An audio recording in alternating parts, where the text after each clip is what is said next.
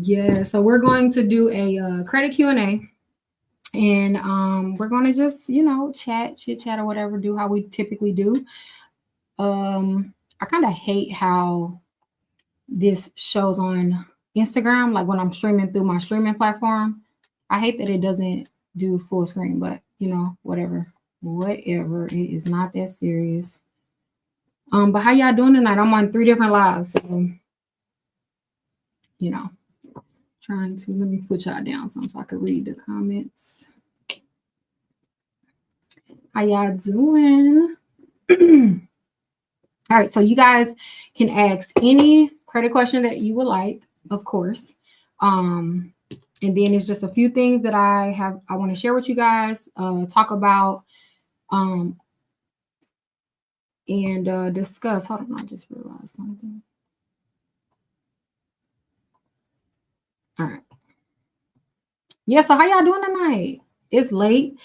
I came late for a reason though, because I signed up for Credit Academy. How can I join the group? So you should receive an email inviting you to the group. It can take up to an hour after you sign up. But check your promotions folder because a lot of times they go to promotions. But yeah, how y'all doing tonight? How are you guys? I'm on 3 different lives again. I haven't done this in quite some time. Okay. I want to make sure I'm live in Credit Academy, which I should be. Yeah, I signed up as well. Yeah, so for those of you who don't know, Credit Academy is actually on sale for the first time ever in the 3 years that I have had it. It's on sale for the first time ever, and it's for $2 starting off. So your first month is $2. If you don't know what Credit Academy is, basically what Credit Academy is, it is a all-in-one, all-inclusive membership to repair your credit, learn about credit, build your credit, all things credit. Not only will you gain access to all 3 of your credit reports, your credit scores, credit monitoring, identity protection, but also our award-winning, amazing software that will import and analyze all 3 of your credit reports, spot out any discrepancy, inaccuracy, inconsistency, or any negative item on your credit report. It'll come up with a dispute strategy specific to your credit report, and also design and word your letters professionally, in alignment and according to the consumer laws and also the reporting statutes for your credit report. So it essentially is your professional credit repair specialist doing the work for you. And the only thing that you as a consumer have to do is envelope your letters, put it in a mailbox, and send them off to the credit bureaus, which is by design. So you'll get better results when you mail the letters from your address, like for yourself, not having like a, credit repair company that'll mail all of the letters out in bulk. I did not want that because it's a big difference in terms of results based on it being sent from the consumer's address versus all in one. So the hard work is done for you. The guesswork is taken out. We have been working on this since 2020, but since 2021, the machine has sent over 68,000 disputes to the credit bureau. Our approval rating is amazing. And yeah, so right now, for the first time ever, we are doing 1 month for $2, for just $2. So you can sign up for $2, $1.99 specifically. And that's just to cover your credit reports. That's powered by Smart Credit. By the way, shout out to Smart Credit. I love them so much. And yeah, and then you can literally sign up right now and then have your first round in the mail by tomorrow. Literally. And I'm not exaggerating. It is the easiest process in the world, which was the goal. But I did want to, yes, it ends at midnight, guys. It ends at midnight. Yes, it ends at midnight. Yes, I bit my lip yesterday, y'all, so don't look at that. All right, but I did want to do a regular credit Q&A. I didn't want to just get on her and, advertise all freaking night. Like, I'm over it. There's a timer in the top right corner if you're on Instagram or YouTube. And yeah, I was gonna say, wait, is that the right time? Did I put the right time in there? Yeah, so there's 2 hours and 46 minutes left of the promotion. And then also, in addition to that, I didn't even say this part. So in addition to all of what I just stated. You also gain access to our new Credit Academy community, which is outside of social media. So we have our own secret community outside of everything, and there you'll get a library of not only templates but just so many resources, also past webinars, upcoming webinars, any webinar that I do now or in the future. When you are a member, you get it included with your membership. Right now we're knee deep in the middle of credit bootcamp. On week 3, we have 6 weeks of credit bootcamp. Then we'll go into our next series. So there is so much planned, so many things coming up when it comes to just the new community.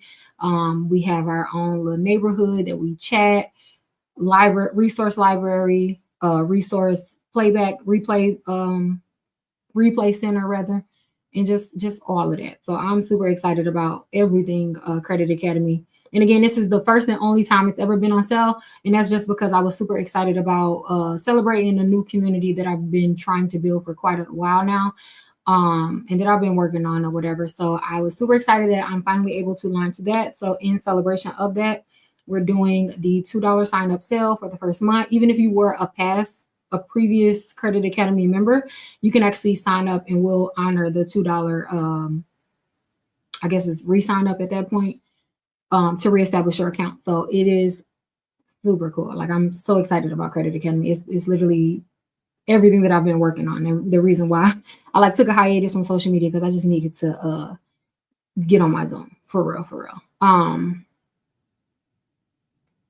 Okay, so saying score a different type of wait, I'm trying to understand your question, Ms. Val. I do see it. Hold on. Credit score is the same as Credit Karma, a different type from a credit. So are you saying like your credit report? So your credit report is issued only by by FICO, right? Or by the credit reporting agencies, the credit bureaus, TransUnion, Equifax, and Experian. And then your credit score, the main credit score, is issued by FICO. But your credit report, which is what we use to challenge your accounts, we never challenge your credit based off like your credit score or even credit monitoring, right? No, we would need like your actual credit report, so the machine can determine how it's reporting the information that the credit bureaus have or possibly don't have, or collection agencies, whatever the case may be. So it's your report that is determined, that will determine how the system will read it and determine the dispute strategy. So no, it's not your score. And Smart Credit provides your full report, your entire report, the account history for all of your reports, all of the information. All right, so yeah, let me start taking questions because make sure I can read it. Yeah, I'm on TikTok finally. Yeah, I just re-downloaded the TikTok app today because I just realized that we can download it again. I had tried to download it like 2 weeks ago or something. I forgot when, but it wasn't in the app store. It was like, you can't download it. I was like, oh, I messed up. But I downloaded it on it actually was still on my iPad and I didn't realize it. It let me re-download it. It was, I guess, in the cloud. I don't know. But I re-downloaded it on my iPad today. I don't even have it on my phone, which I probably should do.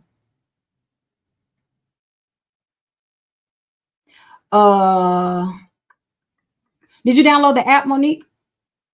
Did you download the app? Download the app because it's super. So then you won't have to continue to like go to the web browser and make sure everyone who is a member of the new community, make sure you download the app. It's just easier to deal with.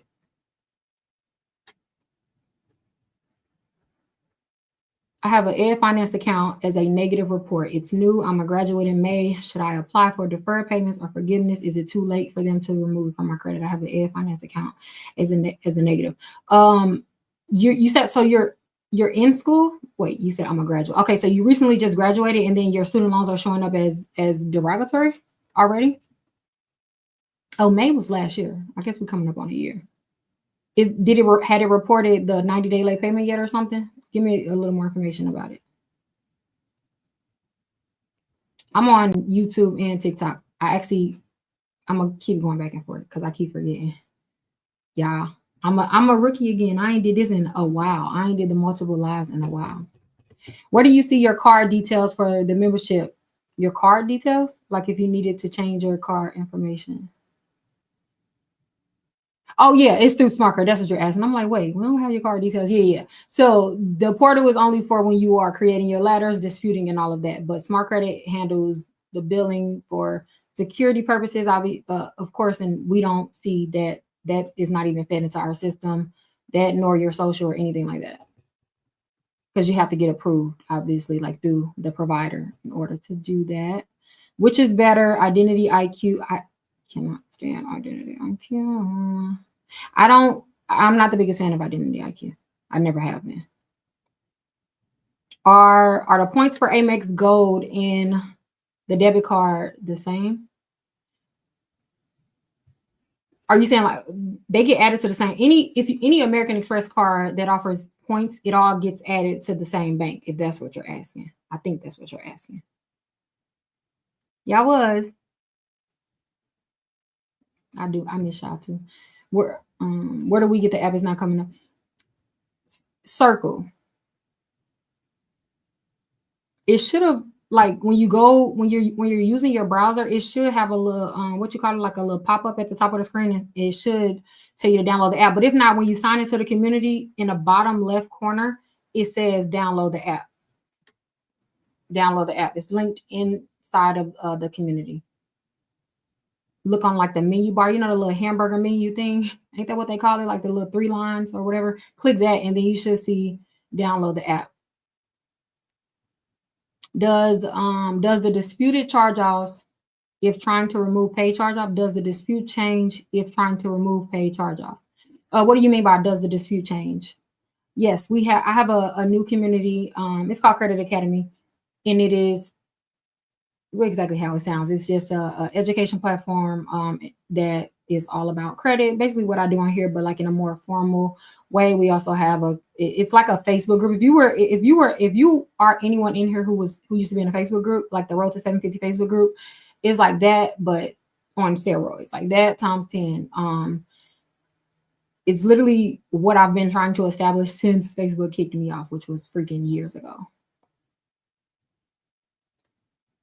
Which is the first step to removing a credit card collection in the amount of $750. So the first step to potentially removing any collection is to ask to challenge it. But the way you challenge it is to ask for an investigation, ask the credit bureaus to investigate it for you. So the easiest way is to just send a letter to the credit bureaus, all 3 of them, and just request that they investigate that account, whatever account you're referring to. Yeah, just ask them to investigate it. That's step 1. Or you can sign up for Credit Academy, and then it'll factually dispute it for you. Member.roadto750.net to sign up for the person. Oh, let me put it on there. Hold on.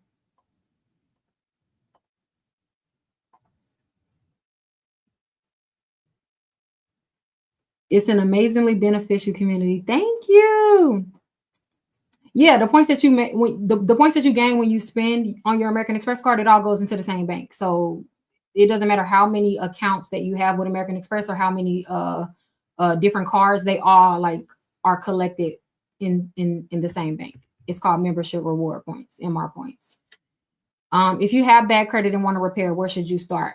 Sign up for Credit Academy. No, but in all jokes aside, but yeah, no, if you do have bad credit, assuming that you mean you have derogatory accounts, the first thing that I would always suggest or recommend that everyone does is to number 1, know what's on your credit report. So you will have to download your credit reports, and you can do it for free at annualcreditreport.com. Once you download your credit reports, and pause, I want to caveat and say, don't try to embark on a dispute process if you're only going off of credit monitoring, right? Like, especially if you don't have a trained eye to see how things are reporting and to know when things are not reporting correctly. I would recommend everyone, even professional, it doesn't matter who you are, download a copy of your credit report, your official credit report, because when you just go off of credit monitoring, they don't show the full account details. Like, you don't have all the information that you need or can use in order to dispute your credit report. And then once you download your credit report, you first always address your personal information. If you guys were a member as of last week. We actually discussed personal information. And you know what?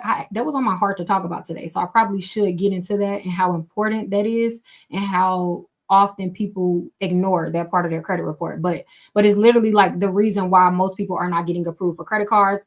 Certainly probably why you are not getting approved for the limit that you desire, credit limit increases, and just a host of other things, right? Like personal information, we usually like just scroll past it because it doesn't necessarily have a direct impact on your score. Like it doesn't change your score, but it absolutely plays a part in your borrowing power, which is like the most important thing when it comes to credit applications and borrowing money, in the company determining what you qualify for and all of that. So like stop ignoring your personal information, especially, you know what? Just everybody go download their credit reports. Like really, just go to annualcreditreport.com and download your credit reports. Don't go off what Credit Karma is saying. Don't go off what any credit monitoring app says, because they, like any monitoring apps, that's a reduced version of your credit report. Like they are not going to contain all 7 to 10 years of history. And those things that are hidden that you don't typically see, those are the things that's causing you to not get approved for things, right? And also it's probably the reason why, if you have been challenging collections and stuff, it's probably why they won't get deleted, because you have personal information still tied to those accounts, old addresses. Really, I never realized personal information made a difference. What are ways it does? Great question. Great transition. So one of the first things that comes to my mind is having too many employers on your credit report. Like a lot of people will have 10 plus employers on their credit report, right? Because you don't realize how many employers it lists every single time you fill out a job or not a job application. Every single time you fill out a credit application and it asks you for your employer, every employer that you put, if it's not character for character the same as what was already on your credit report, the system will automatically read that as you have a new employer, right? So it'll list it on your report as a new employer, right? How does that affect you? Well, when you apply for credit, you apply for a credit card, right? A company will look at that, and when I say a company will, I'm referring to like the system, the algorithm of the application, right? They're fine-tuned to read certain things, right? And so when it sees that you have a new employer and you've only been working with them for 2 months, right? That's immediately a red flag. You don't have stable employment. Too many employers. Why can't you keep the same employer for more than a year or more than 2 years, right? Why are you constantly jumping around at different employers? That looks bad to lenders, and they will deny your credit application, or they will just approve you for a reduced amount. It'll certainly like knock you down a tier in terms of like your borrowing power. Okay. Another big one is addresses. It's the same thing as multiple employers. If a lender's number one main goal is to ensure that you are a stable individual, you have stable income, as well as your residence, right? And anything outside of that is a red flag to them. You are immediately more risky, right? Like you immediately are less trustworthy when it comes to like them wanting to lend you money. If they feel like you're constantly on the move, you don't stay at a place long, you don't occupy residencies long, that's just a red flag to lenders, right? What else? That's like the main two things. It's really the employers and the addresses. So please clean those up. Yeah. If you're signed up for Credit Academy Prime, it does that for you. So you don't have to author your own dispute letter or investigate. That's what it does. It does that for you. But I was more so referring to like people who don't have that and they're trying to, do it themselves. So no, anytime I'm recommending disputing or certain methods, it does it for you. It does it for you. Sorry for the confusion. What do you say to remove old personal information? Does it allow you to delete outdated information? Ooh, thank you for saying that. Outdated information, anything that's older than 7 years, any information on your credit report that's older than 7 years and it's not a bankruptcy, it is considered outdated. We are entitled to an accurate credit report, an up-to-date credit report, and a complete credit report, right? And those three terms are super important when it comes to like disputing your credit report, because there are so often accounts on your credit report that are not actually complete, right? Like they could be yours. Like, for example, let's just use a charge off, because I see this a lot with charge offs, really collections too, but we'll just use a charge off. Let's say you have a charge off on your credit report, right? And the account is yours. You defaulted, like you owe them people. We are not denying that. That account is yours. You did not pay them. Okay, cool. That's the first step. Yes, they validated that the account belongs to you. Okay, then what? Right? A lot of people are always asking me, like, well, if this account is mine, should I dispute it? I'm like, well, that's the only time you should dispute an account if it's not yours. I mean, because if it's identity theft, then that's identity theft. That's a whole different process. But when it comes to disputing to ensure that your credit report is complete, accurate, and up to date, even the accounts that are yours doesn't automatically qualify just because they're yours. The credit bureaus have 32, well, almost actually 42 different fields that they have to ensure that it's accurately reporting and correct, right? To technically for that report or for that account to be considered validated. Okay, so a company is not just having to prove that the account is yours. Like that's a low hanging fruit. Anyone can do that. Like it doesn't take much for them to prove that an account is yours. It takes a lot for them, especially like collection agencies specifically. They have to know a lot of information that oftentimes they don't know. Like they don't have that information in order to properly validate the account. So I say all that to say that just because an account is yours, that doesn't mean that you shouldn't dispute it. You have a right to a accurate credit report, and also an up-to-date and a complete one. If your charge off is still reporting open, that is not complete. That is inaccurate. A charge off cannot be open by definition. In order for a company to have charged off the account, they would have first had to close the account, right? So that's like one of the main errors and easiest errors that I see on charge offs. Check your charge offs. Actually, everybody who's watching this live, go and check how your charge off is reporting. And again, don't just check on your credit monitoring app, because a lot of times they'll default to just closing a charge off or showing that a charge off is closed, just because, like I said, by default, a charge off has to be closed. So the system will just like default that it's closed. But when you pull your real credit report, you will see that that account is not reporting closed.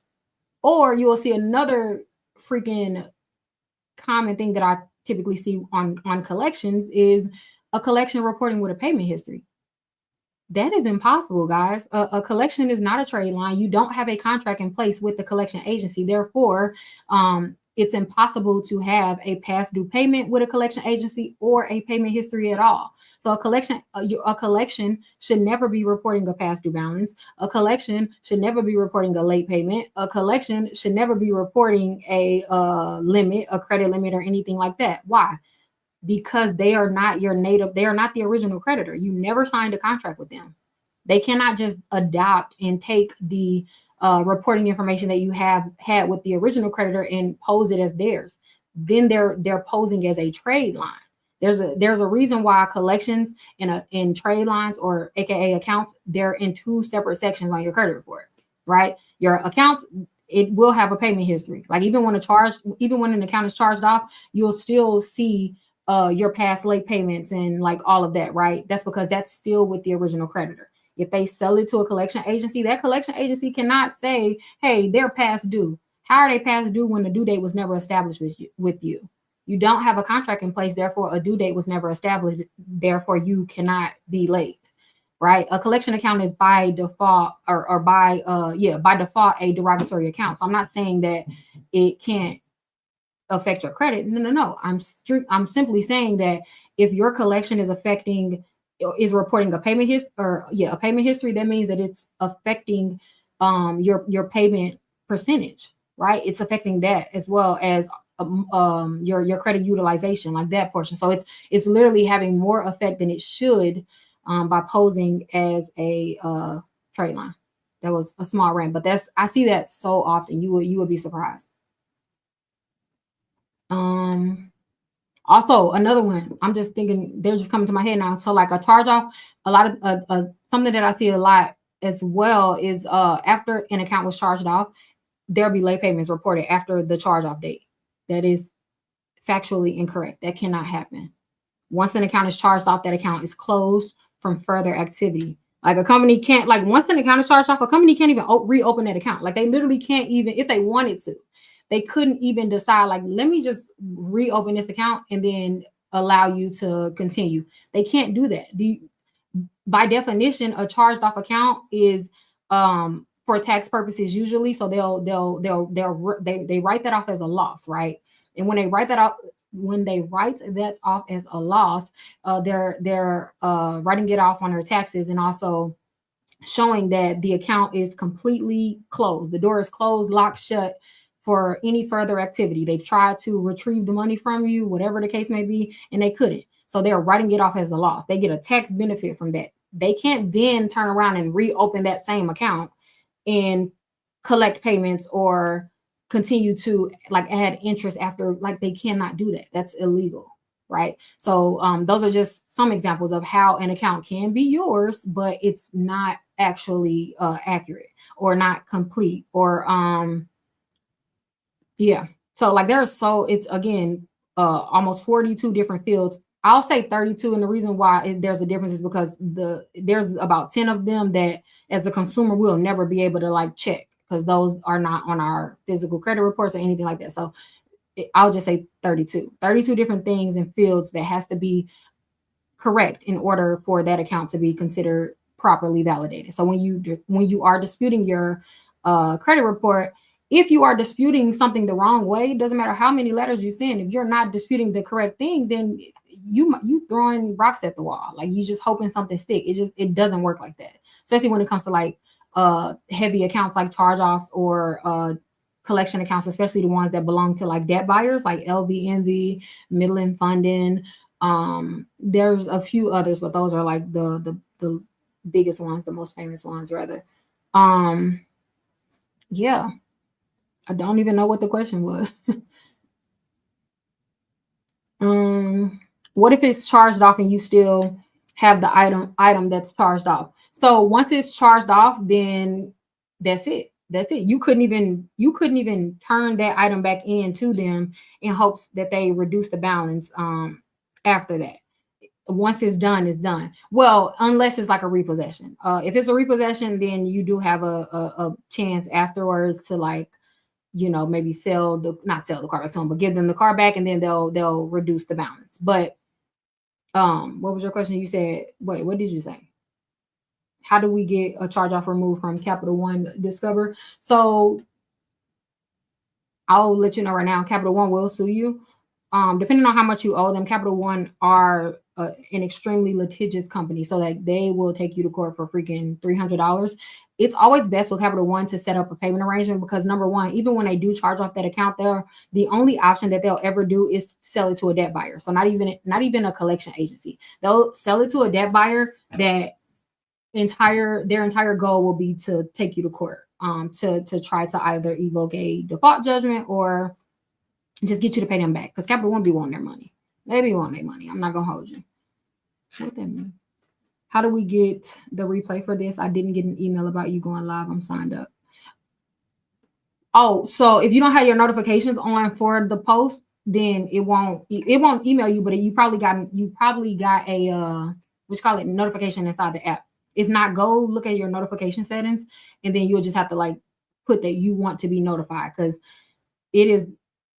you got to like customize your notifications, because it's a lot. Like it can you don't want it to notify you every single time, every post, because I had that set up in the beginning, and child, my phone was going crazy.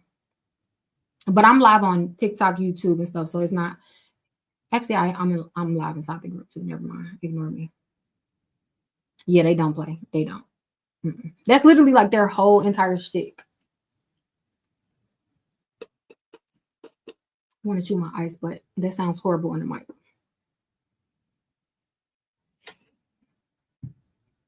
What method? Hold on, yeah. What method do you suggest on paying down credit card, Snowball, or Avalanche? The most recent I heard was Velocity. Listen, I don't have a cool term for the way that I recommend paying down credit cards. So, which I probably should get one, because it sounds cool. It depends on what your goal is. If your goal is to save as much money as possible on interest, then you would do the snowball method, which will target, that's the one that will target the one with the highest interest rate first, and then you work your way down. If your goal is to preserve your credit report as much as possible, your credit score as much as possible, or I'll just skip straight to my recommendation. So obviously, because I'm from the credit space, I'm always going to be looking for my way is always going to be like what will increase your credit score the most. So if you want the method of paying down your credit card, the best way to do it in order to increase your credit score and get the most out of those points, then I recommend you look at all of your credit cards. Like you go over all your credit cards and you determine the individual utilization on each one of those. Once you determine the individual utilization, you would first see if you have any cards that's reporting over 98%. Okay. Once you identify all of your cards over 98%, your first goal should be to get them to below 98%. Because any card above 98%, that is the worst category in terms of credit card reporting. That's past maxed out to companies, right? Once you get all of your cards under 98%, the next threshold I need you to go under is 48%.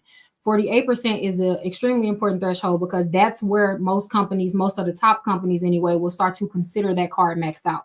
It above 48.9% specifically, most companies will look at that card, look at that usage, and say this is extremely high usage, and you are considered an extremely risky borrower, right? So if you are applying for any credit with any credit cards over 48%, understand that they are deeming that card as maxed out.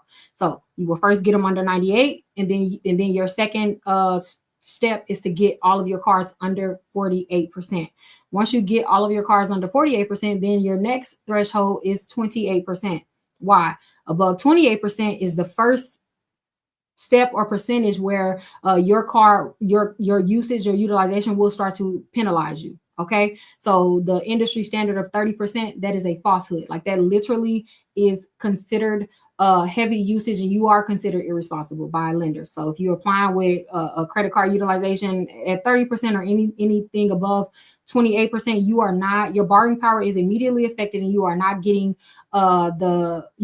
approved for what you could have applied for had your utilization been lower. Okay. So again, 98, 48, 28, and then once all of your cards are under 28, getting them between 1% and 9% is going to be like that target goal.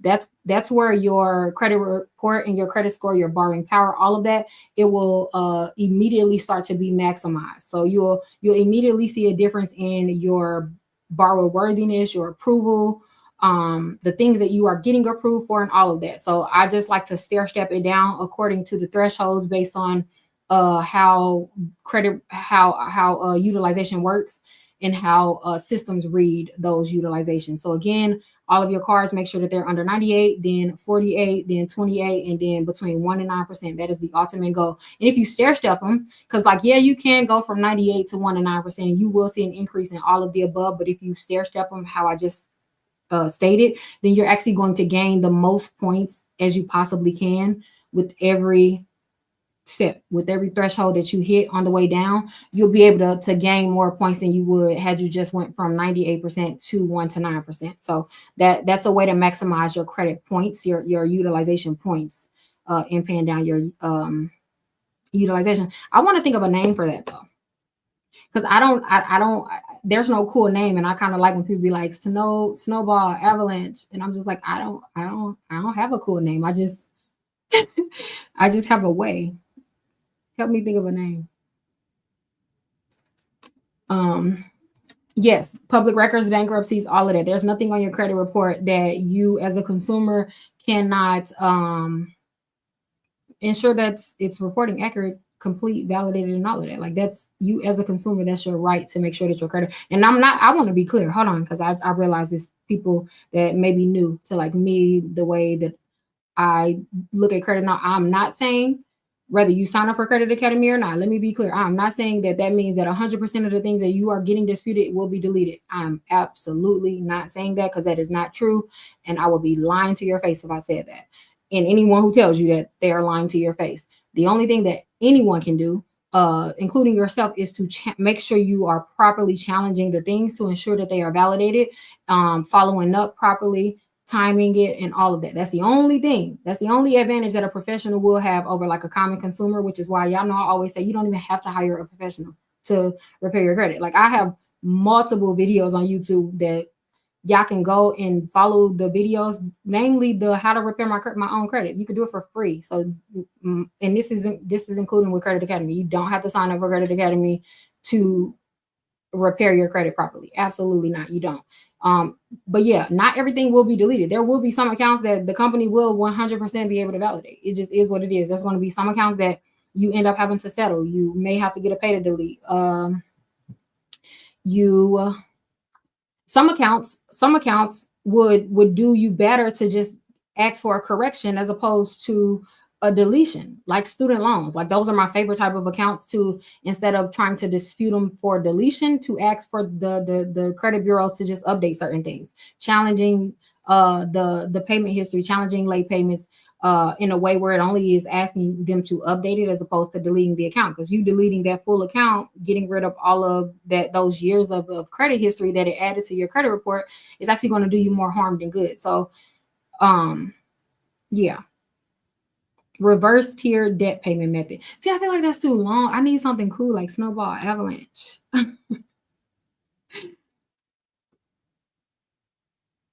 Any recommendations for beginner credit cards for someone with no credit in the 600? Yes. Oh y'all, TikTok, y'all ain't gonna be able to see the screen anyway. Let's see. Let me try to pull it. If you want to see the screen, you can go on YouTube. And my YouTube is Shonda Martin. Yeah, I think. But I'll come up if you just put Shonda Martin. I'm gonna show a list of credit cards that for every tier. So whether you have bad credit, no credit, just starting your credit, experienced, all of that. So let me pull it up. Because listen, one of the biggest lies in the entire world is I can't get a credit card. I can't get a credit card. I tell y'all all the time, and y'all know this, there is not a credit profile in the entire world that doesn't qualify for some credit card. You just applying for the credit cards that your credit profile doesn't qualify for. And it's a difference. It is a difference. Okay, here they go. I'll name them in case y'all can't see them. So if you have let me start with bad credit. If you have bad credit, hold on, yeah.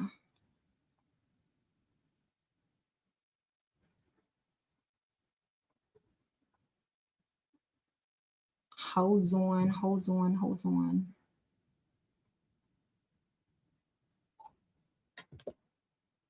Okay, my bad, yeah. All right. So if you have bad credit, meaning that you have recent derogatory accounts, so don't ask me what score is considered.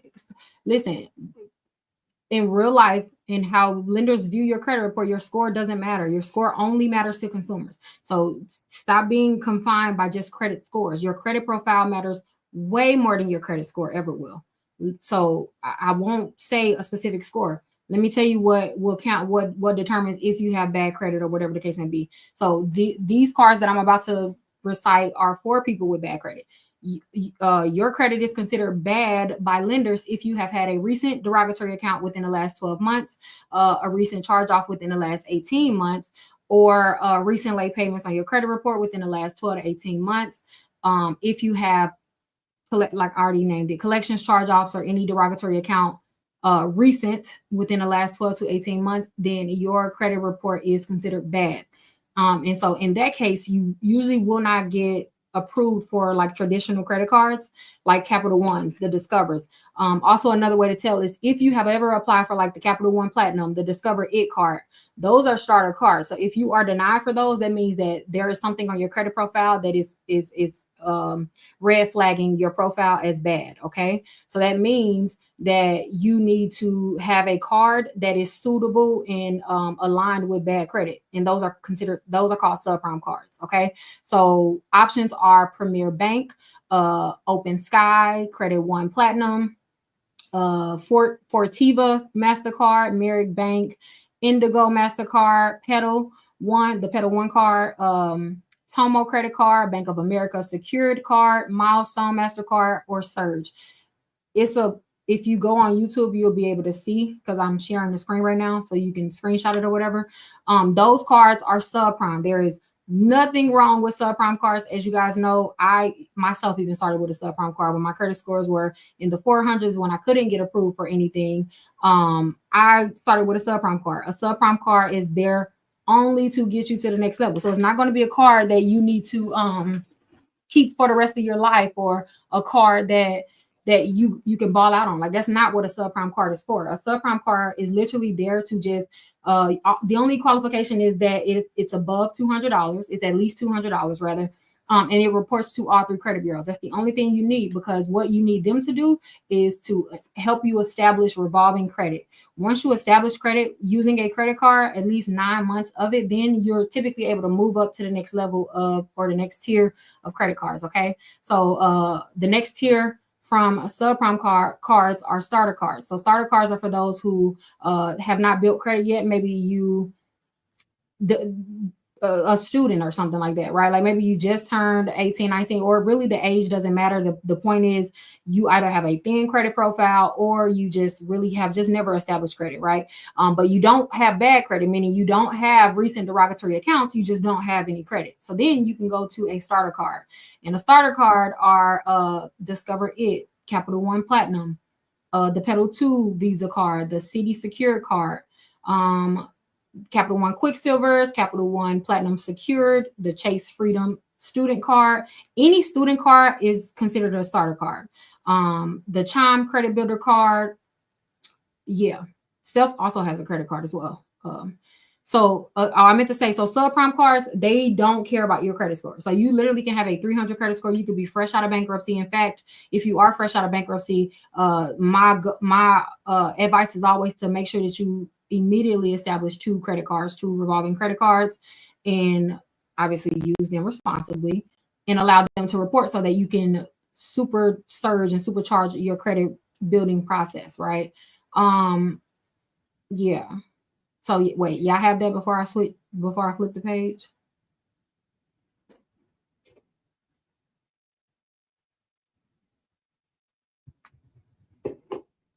Are you able to tell us which company pulls from which bureau? What's your name? I can't pronounce your name, but if you have to worry about what company, which bureau a company is pulling from, then your credit, there is an issue with your credit profile. Okay. And I say that, I'm trying to say it as in the least offensive way possible. But the point is, you should not have to worry about that if you ensure that your credit profile is correct, because a good credit profile will translate across any credit bureau, any credit score. You shouldn't, like, you're only, again, thinking about your score. Your lenders don't care about your score. Those are for us as consumers to understand where we are in the totem pole in terms of our credit report. But when you are applying for credit, your credit score is not what gets you approved. It's your profile. So regardless of which bureau they're pulling, if it's on your profile, it's on your profile. You can have there are multiple people with high scores that can't get approved for a credit card, or can't get approved for a $10,000, $20,000, whatever dollar amount credit card. There are multiple people with 750 pluses that can't get approved for hardly anything, and that's because they have a high credit score, but their credit profile sucks. So I don't approach credit like that, because I know it's just not a sustainable way. Like, it doesn't do you any favors. Like, really, it doesn't. So you have to build your credit profile, and you really have to just do it from the ground up. Like, here's the thing. It's like, people will go on like credit repair. I find that people usually go on credit repair journeys like once a year, which that means that you are not actually repairing your credit. You're not actually improving your credit if you find yourself like every single year having to repair your credit, or wondering why your borrowing power is not increasing year after year and you've been building credit. That just means that you're building incorrectly. Because there is a right way to build credit, and then there's a wrong way to build credit, regardless of what your score is. And I'll give you guys a credit profile in just a second. Y'all done with this slide? All right, so mid-tier cards, it comes after starter cards. I don't want to read this whole list, so just screenshot it, y'all, because there's like 20 plus cards. So yeah, I'll say this actually. Well, let me give y'all about 10 seconds to screenshot that list, and then I'll show you a credit profile, the minimum credit profile that I recommend for everybody. I don't care if you have a 800 credit score. If you don't have this minimum required list, then you don't have good credit, period. You literally in terms of how lenders grade our reports, how they flag our reports, what speaks to the credit applications and all of that. You have to have these minimum accounts in order to ever be considered to have good credit. Doesn't matter what your credit score is. Y'all done with this one? Can I move on? I'm gonna go to the credit profile real quick. 10 seconds. Okay, I'll get something. Yeah, YouTube. If you go on YouTube, you'll be able to see the screen. It's on YouTube. I can't show it on TikTok. I mean, I can't share my screen on TikTok. Is the follow suit thing a thing I searched in the group and couldn't find? What do you mean follow suit? In term, are you referring? Well, yeah, I don't want to assume. I guess what you're referring. Okay, here it go, y'all. Oh, let me move the thing. Let me move the banner.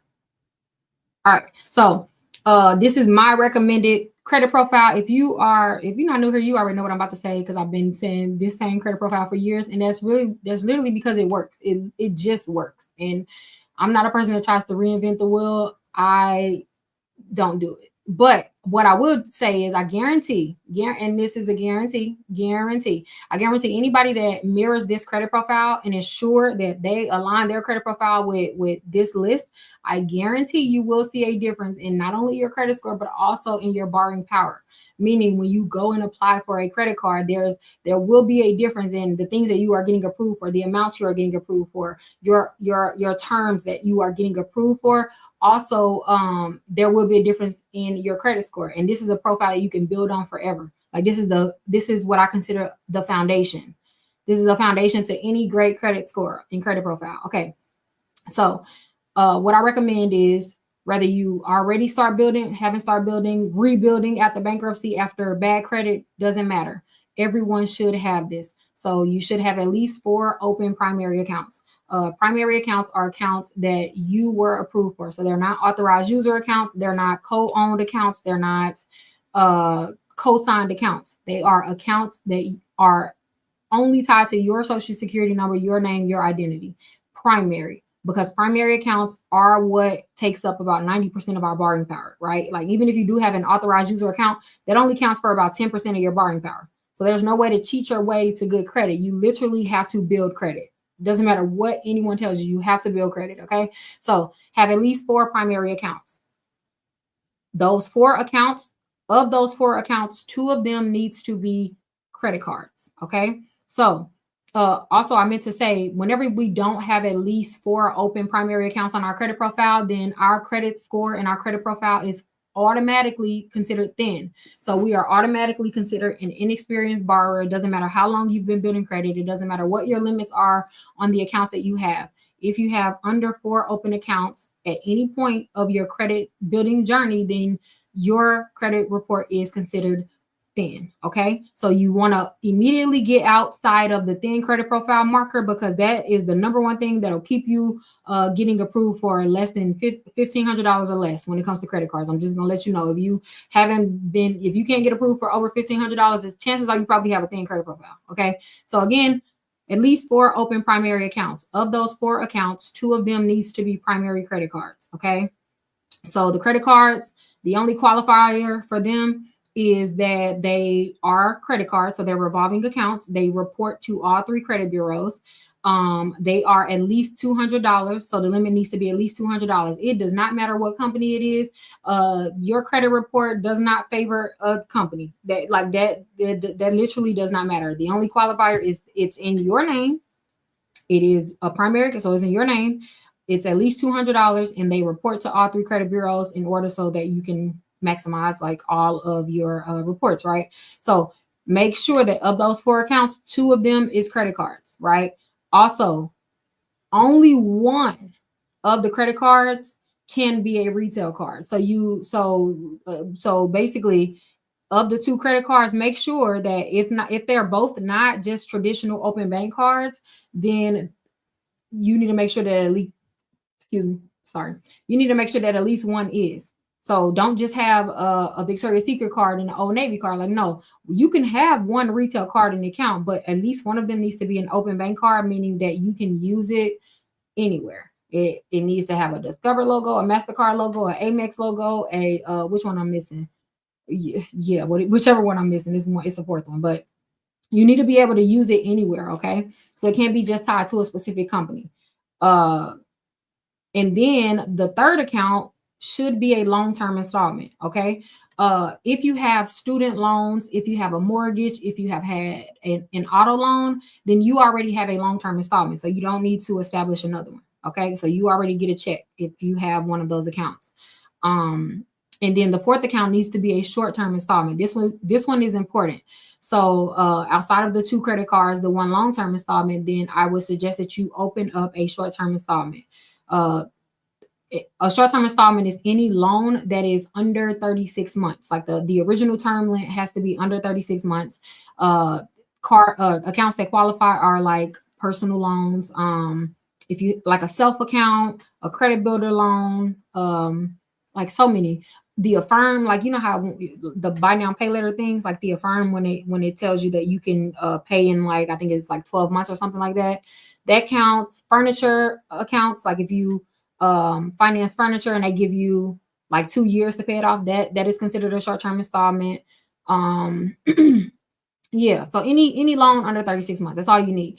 Reason being is because loans, they start to pay off when they're at the end of the loan. Okay, so they don't when you first establish a loan in throughout the years or however long that loan is for, you'll notice that you're not gaining points every single time you pay that, right? Like I'm sure we've all experienced having let's say a car note, right? Because this happened to me. Like I remember I had a car note and I had it for like 3 years and I'm paying on time. I'm proud of myself. And then I go and look at my credit report and I'm like, yo, why my credit didn't go up? Like what is happening? But that's because installments or loans, installments do not, they don't pay off until the end, right? The closer you are to the end of that loan, the more that loan is adding to your profile and your overall borrowing power. Now, that's not to say or discount the impact that they do have on your borrowing power and also what they do for your credit profile. So they're obviously beneficial all the way through, but like I said, you'll notice the most points, right? Like the most points at the end. Also with the short-term installment, the only rule that I have against that is you cannot end it early. Under any circumstance, you cannot end it early, nor can you have a late payment on that short-term installment. If you do, or if you have already gotten a late payment on a short-term installment, then you got to get another one. It doesn't count. So it is super important that specifically with the short-term installment, that you have 100% payment history and that you do not end it early. Hold on, because I don't know why. Let me move that down because I can't really see the comments. Okay. So it's super important that with the short-term installment, you do not end it early, nor do you get a late payment, because what happens is once you complete that installment, you want to have a loan that is you want to have an installment that's at 100%. That does a lot for your borrowing power. So don't pay it off early, nor should you get a late payment. I had a self account and I ended up making 1 late payment. Does that mean I need to start over? It does. It does. Because even 1 late payment messes up the whole point of that loan, which is to get a 100% completed loan within the last 3 years. So where I'm at. Okay.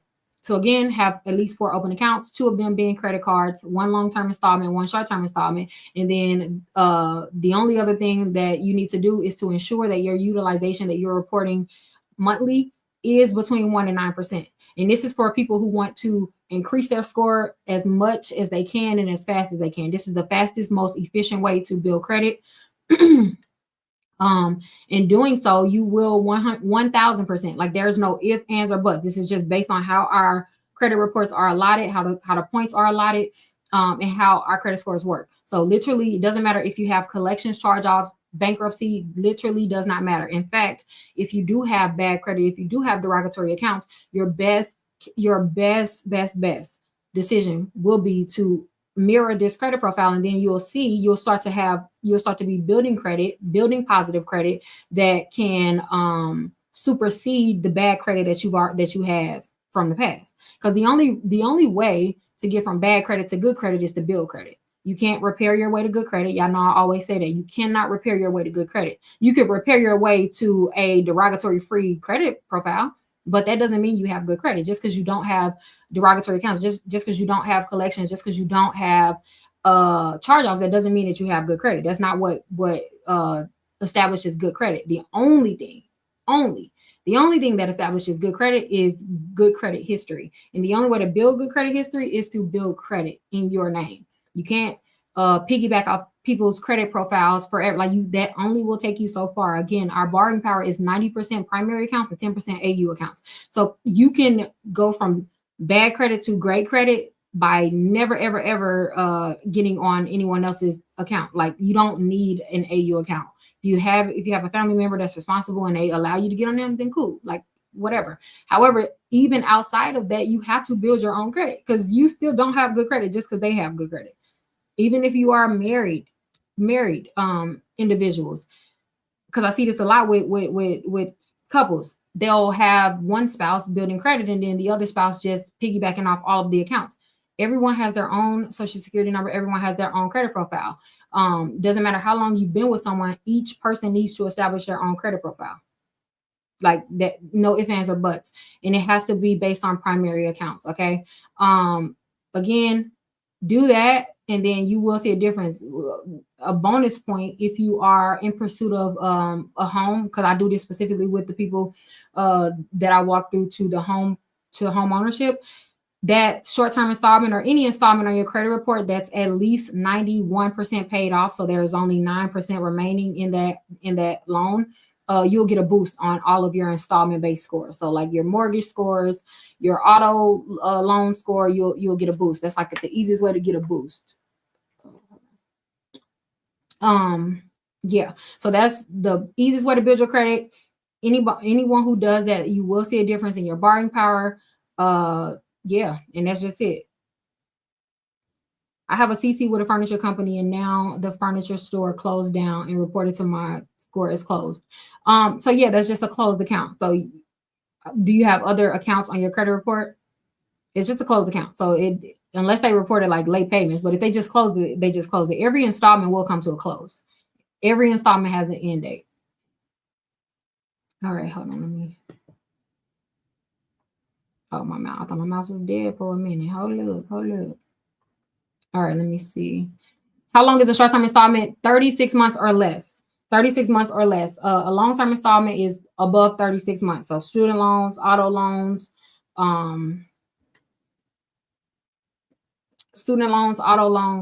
mortgages, all of that. Those are long-term. How long does it take for late payments to not reflect in our credit score? So as long as that account is on your credit report, if you have a late payment attached to it, all late payments within the last 7 years count. Doesn't matter if they're showing anymore or not. But the older a late payment is, the less impact it has on your credit score. Also, a cheat, which is not really a cheat, but in terms of how our credit scores view late payments, you need 11 on-time payments to counteract one late payment. So 11 on-time payments counteracts one single late payment.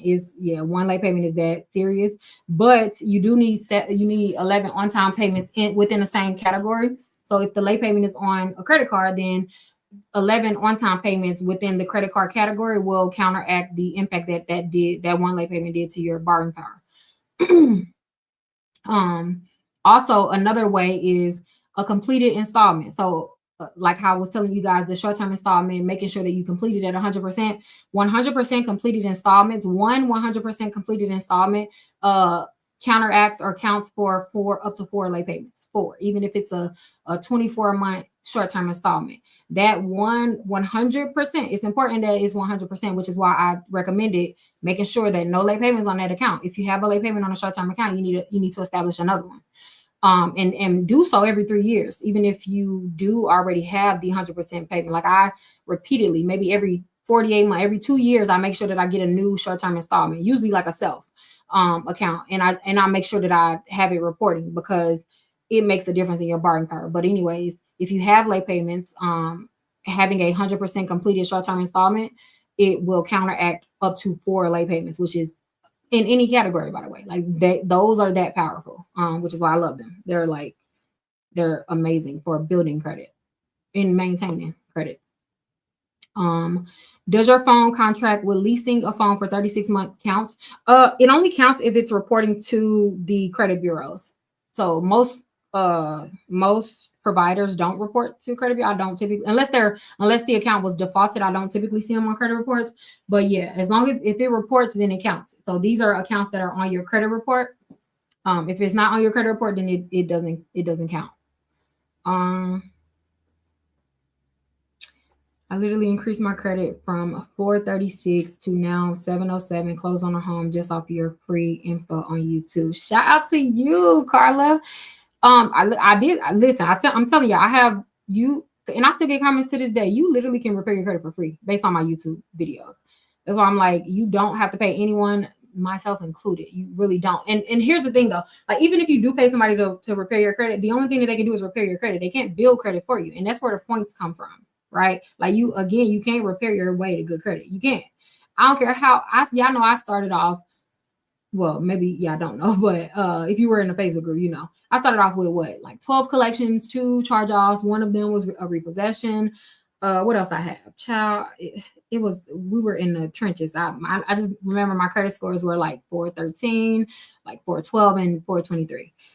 When I realized that I had bad credit, and then from that point up until now, which all of my credit scores are over 800, all of that, I literally did it based off, I was learning through the process. Obviously, this is before I had any formal education on credit, that had taken any classes, had any certifications. So I'm just doing it just as a consumer, just trial and error or whatever. But you can literally repair your own credit for free. Well, the only cost would be like, I guess, postage, but yeah, you can do it for free. Yeah, like I'm always going to be team DIY. Like I don't care if I do have Credit Academy and all that. No, you still can do it for free.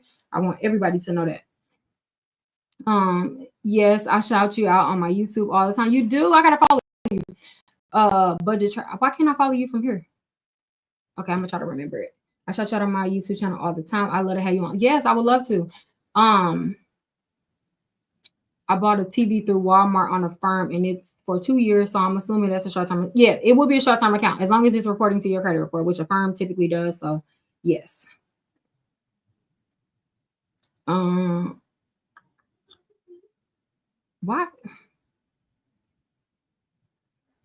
Yes. Okay, yeah, my bad. I should have said that. So yes, Credit Academy. The only difference between you doing it yourself DIY and Credit Academy is Credit Academy just takes all the guesswork out for you.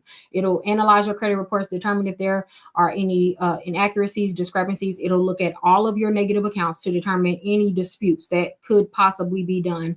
And then not only that, once it identifies them, it'll come up with a dispute strategy. Also author and customize you dispute letters based on your credit report. So it's not like letters that you are just downloading and just trying to send to in hopes that it'll properly challenge your accounts. No, it'll literally customize it based on your reports, and it'll email them to you. And then all you need to do is print out the letters, send them to the credit bureaus. That's the only thing. So that's the difference between doing DIY and having Credit Academy. Credit Academy just does the heavy lifting and hard work for you, and challenges it in a professional manner as if you would have hired a professional. But the only thing you'll do is mail the letters. Whereas DIY, you just do exactly what the system did. You look over your credit reports, compare them, determine if there is any inconsistencies, discrepancies, inaccuracies. You just have to do it manually. So Credit Academy just does it for you automatically. And comes up with your letters for you. So that's it. Like that's literally the only difference. It just takes the hard work out. Also, obviously, outside of that, you get your credit reports, your 3 credit scores, credit monitoring, identity protection. You get access to our Credit Academy community, which has a library full and house of resources for disputing other things, like maybe third party bureaus, public records like bankruptcies, just a host of other things. I don't want to go down the list, but yeah. And then also you get all my past webinars and upcoming webinars for free as long as you are a member. For example, like I'm doing a webinar next week with someone, we haven't announced it yet, so I'm not going to say it, but that webinar alone is going to cost $50 to view. Credit Academy members, they'll receive it for free. I mean, I'm sorry, it'll cost $60 to view. Credit Academy members, you'll get it for free. So anything that I'm included in, anything that I am doing, you guys will automatically gain free access to it. The only exception is like if I do an in-person event and we have like a luncheon or something, you'll still like have to pay for your lunch or whatever, but you'll get a discount based on off the market rate. But that's it. You get literally everything. So you'll know, not only will you be repairing your credit, but you'll also know how to rebuild your credit. You'll have all of the resources, all of the tools, all of the education in order to go from wherever you are to where you want to be. But the only caveat is you still will, it requires your presence. It requires you to do the work. So I'm never ever going to offer like a do it for you solution, because number one, that just doesn't work. I've seen it in the past. And all that'll do is have you coming back to me every year. I don't like, no, I don't necessarily like, not, I don't like repeat customers, but if I just feel like if you constantly have to come back to me to repair your credit, then something in the water ain't clean. It's something that's not right. So I want you to actually go through the process and do it yourself. Obviously, we take the hard work out, but you still have to do it. And I want you to be still tuned in and understanding and learning about credit so that the people coming after you, your children and all of that, you are able to teach them better habits. Because like, I don't know about y'all, but I ain't grew up learning about credit ever. Like I don't think I knew what I knew what a credit score was, I guess, but I just didn't know it was important. I was just like, child, okay, I don't care about it. But we don't typically grow up learning about those things. And unless we actually change and learn about them, then our children will absolutely follow in our footsteps. Period. Like that, there's no ifs, ands, or buts about it. So it's important for me, especially us, that we are learning. Like that's, if you ain't learning, then it's just like, nah, I don't want to just increase your credit score. So you can, get a card, and then you'll be back here in 6 months. Like, nah, they don't. I'm just not I ain't the one for it, but there are a lot of specialists that will still repair your credit. For me, the payoff is not worth it for me. Will a new collection affect existing credit cards? Yes, it will. So all of your current creditors has full access to your credit reports at all times. If you have an open line of credit with any creditor, they can pull your credit report at any time, and they usually do. Actually, let me pull it up. Let me pull it up. Where is it at?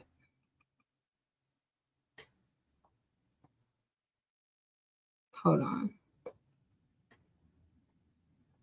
Can you? Oh, that is so tiny. Why is it so tiny? Is that? Can y'all see that, or is it too small?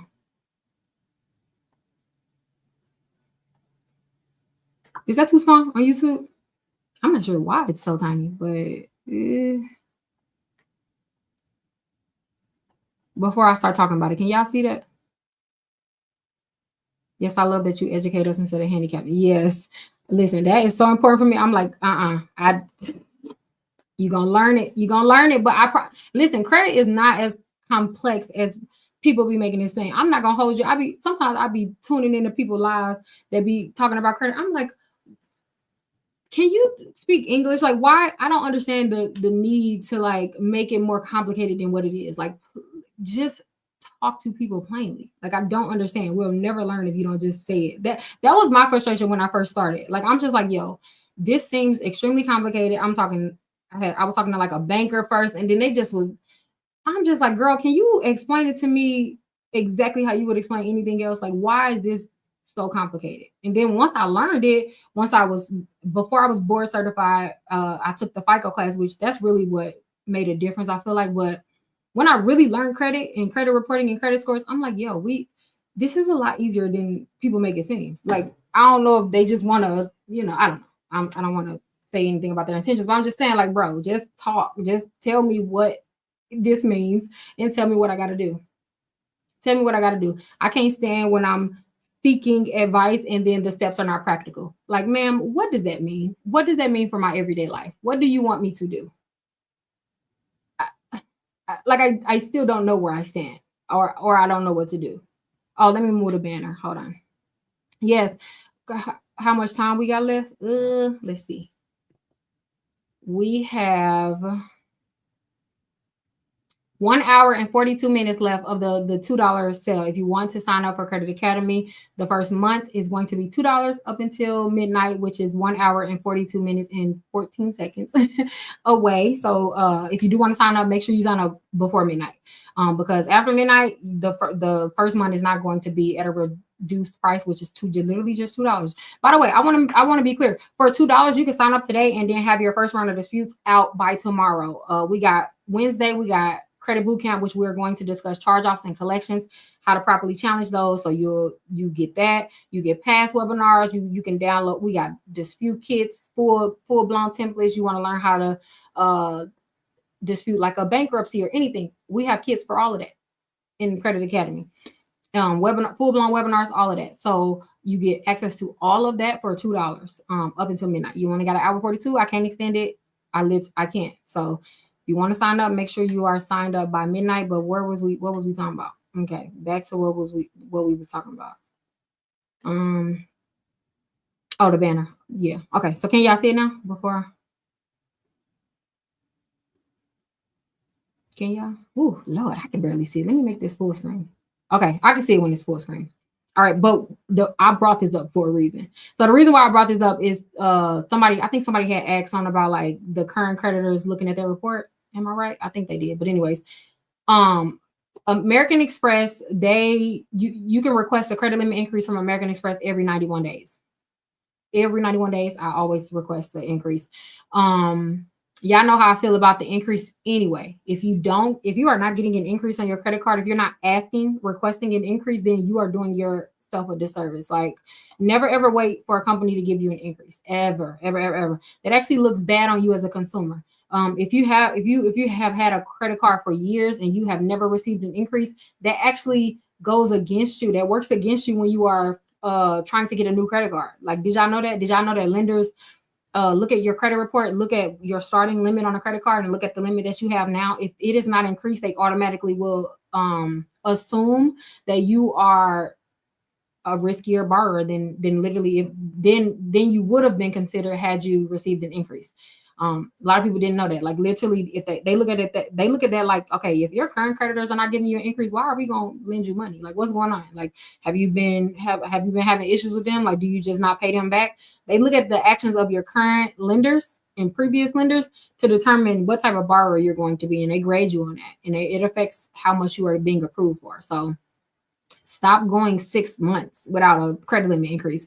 What's the point of having a credit card if your limit is not increasing? Then you could just use your debit card. Like, what is the point of building credit if you don't have that? If your capital is not increasing? That's the whole point in credit. And obviously, the only way you can do it is responsibly. So I'm never saying like just go get high limit credit cards and you don't know how to pay your credit card. Absolutely. Well, y'all already know I'm against that. I don't even have to go down that train. Anyways, Discover. They will automatically do an account review, a credit report review at month 7, at month 11, and month 14. Okay, so at 7 months, of you having a Discover card, they'll automatically look over your credit report to determine how you're doing. Basically, like if you deserve an increase or a reduction, depending on what's on your credit report. 7 months, 11 months, and 14 months. Capital One does it every 6 months. Chase, here's the thing about Chase. I love Chase. Yeah, I know that they are one of my favorite banks, but I have found that a lot of people will be like, well, Chase is not giving me a credit limit increase. This is why.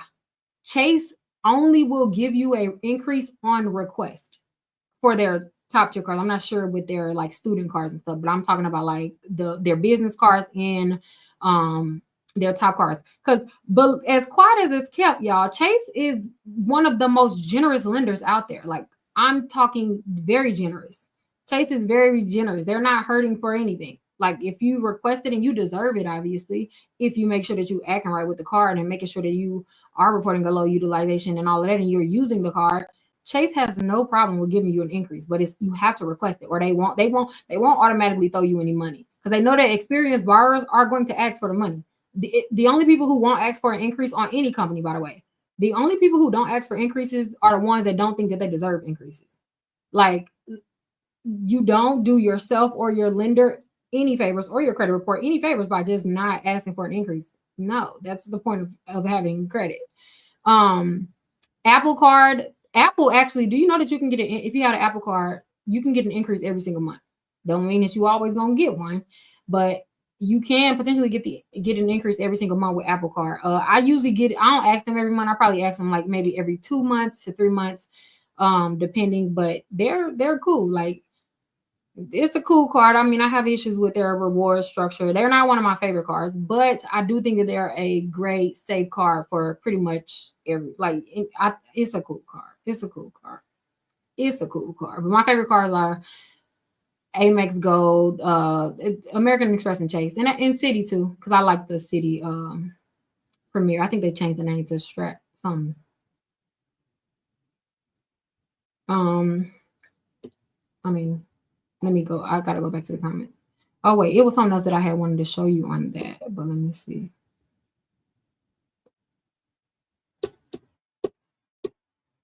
Oh, this is the thresholds that I was talking about, guys. Actually, go ahead and screenshot this. Although I will be doing a teaching of this in Credit Academy in 2 weeks, but just screenshot it for now. We'll have a presentation to go with it, so it'll make a little more sense. But this is so important.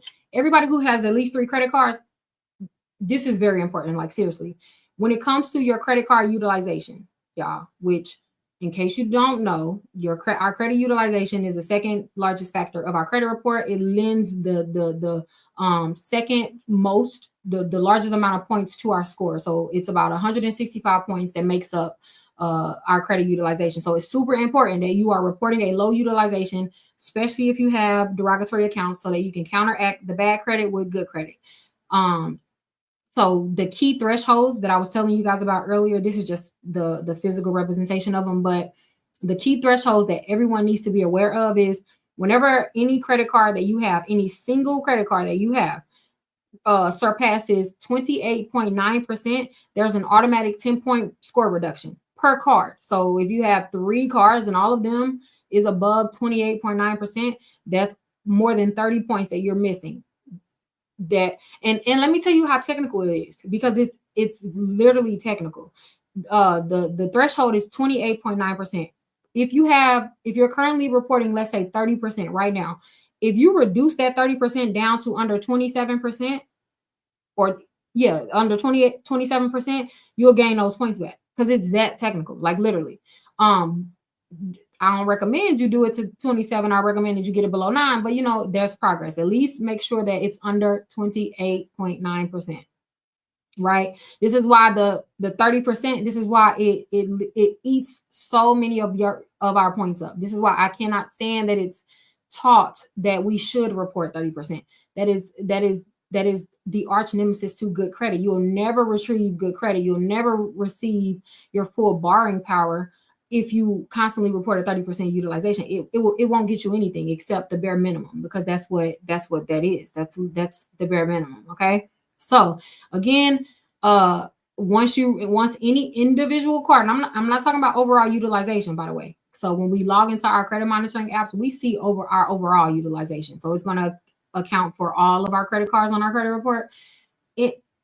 Individual should always be considered individually, right? Like, so when you're looking at your credit card and you're determining your utilization, look at your cards individually, because that's how you ensure that you are getting every point that you possibly qualify for credit utilization, which collections, charge-offs, none of those derogatory accounts has any bearing on your credit utilization, which is why this section is so important if you have bad credit. So if you are missing credit, if you are missing points based on derogatory accounts, the best way to counteract that is to get all of the points that you still qualify for, which is utilization, having a credit card, having 2 credit cards. But anyways, once it surpasses 28.9%, that's about a 10-point reduction in your score per card.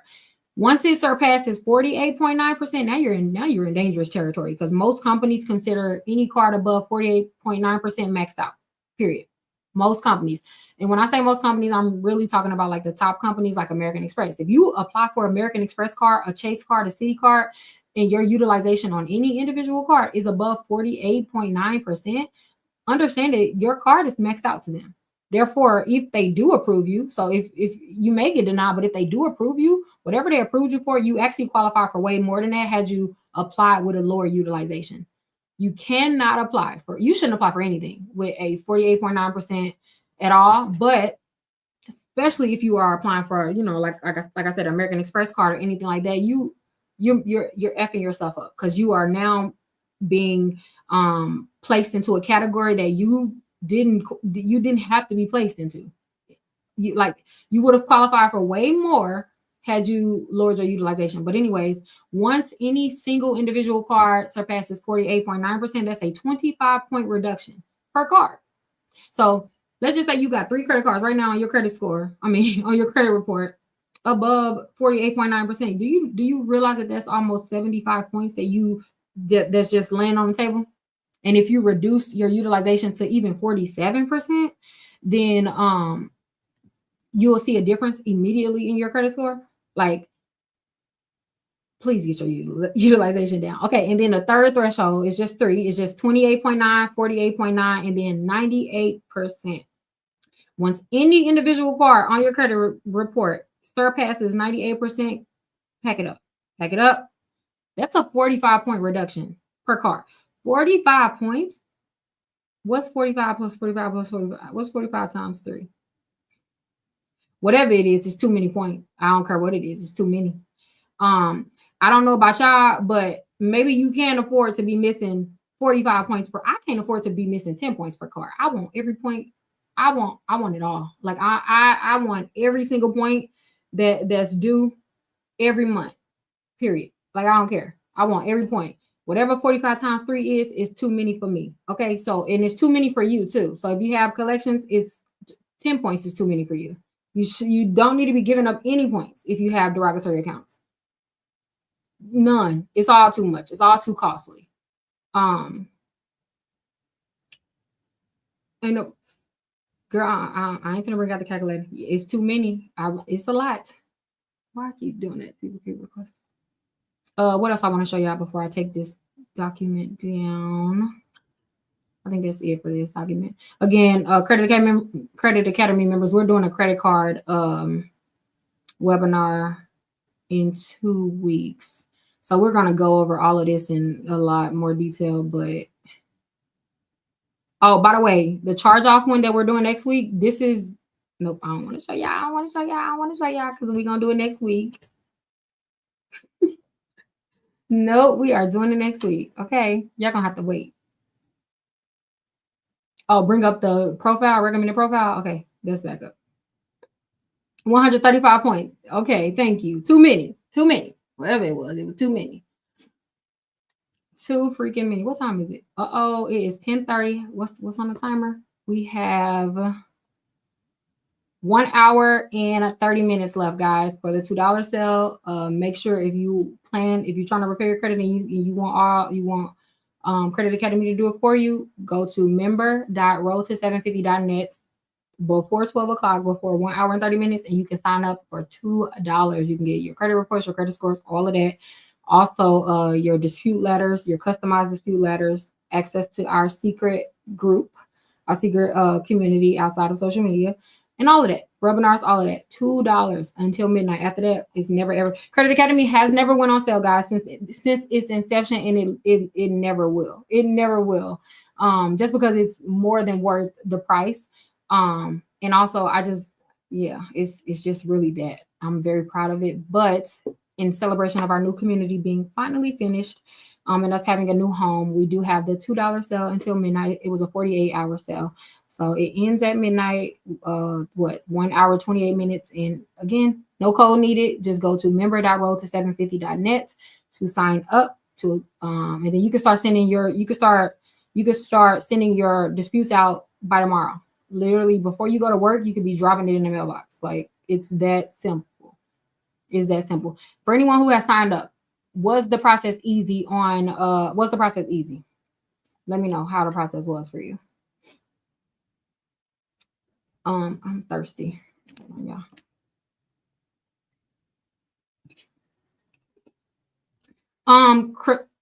Krishna, is it Krishna? If it's not Lincoln, reach out to, you could Smart Credit is not open right now, but you can either email our customer service, or you can contact Smart Credit and they'll link them. They'll link them, and because you already tried tonight, they'll see that and they'll be able to honor that price.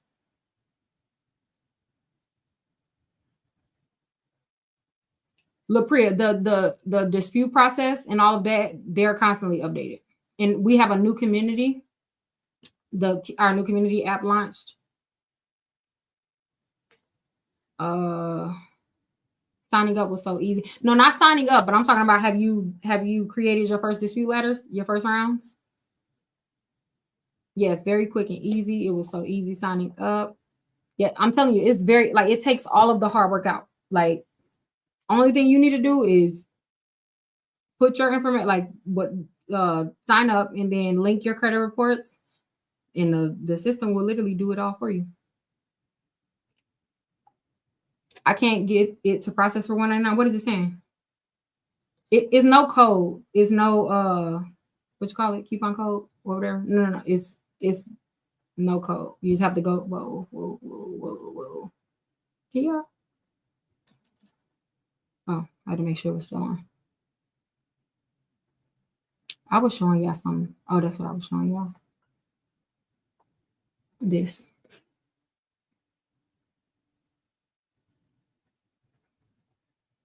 Yes, it'll show the regular monthly price, which is $49.99. It'll show that until checkout, and then you'll see that it'll change to $199. So you don't need a code. It'll auto correct before you hit submit.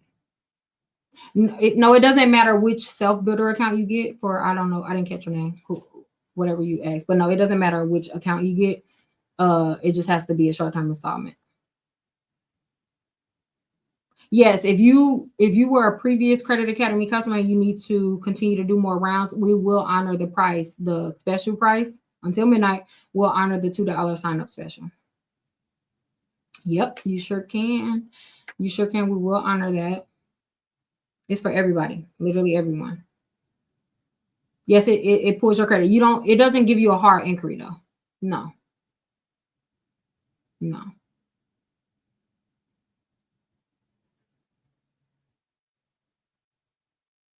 L Mitch, no, you don't. So actually this past week, we discussed personal information and how to properly challenge that. And actually there's no like timer for that. You can do that during any part of your process.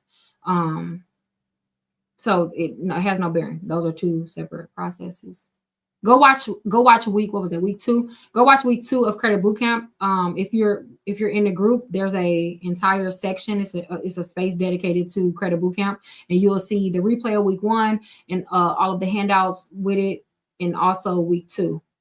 So it's already up, so you'll be able to watch the replay, get the handouts and all of that came with it.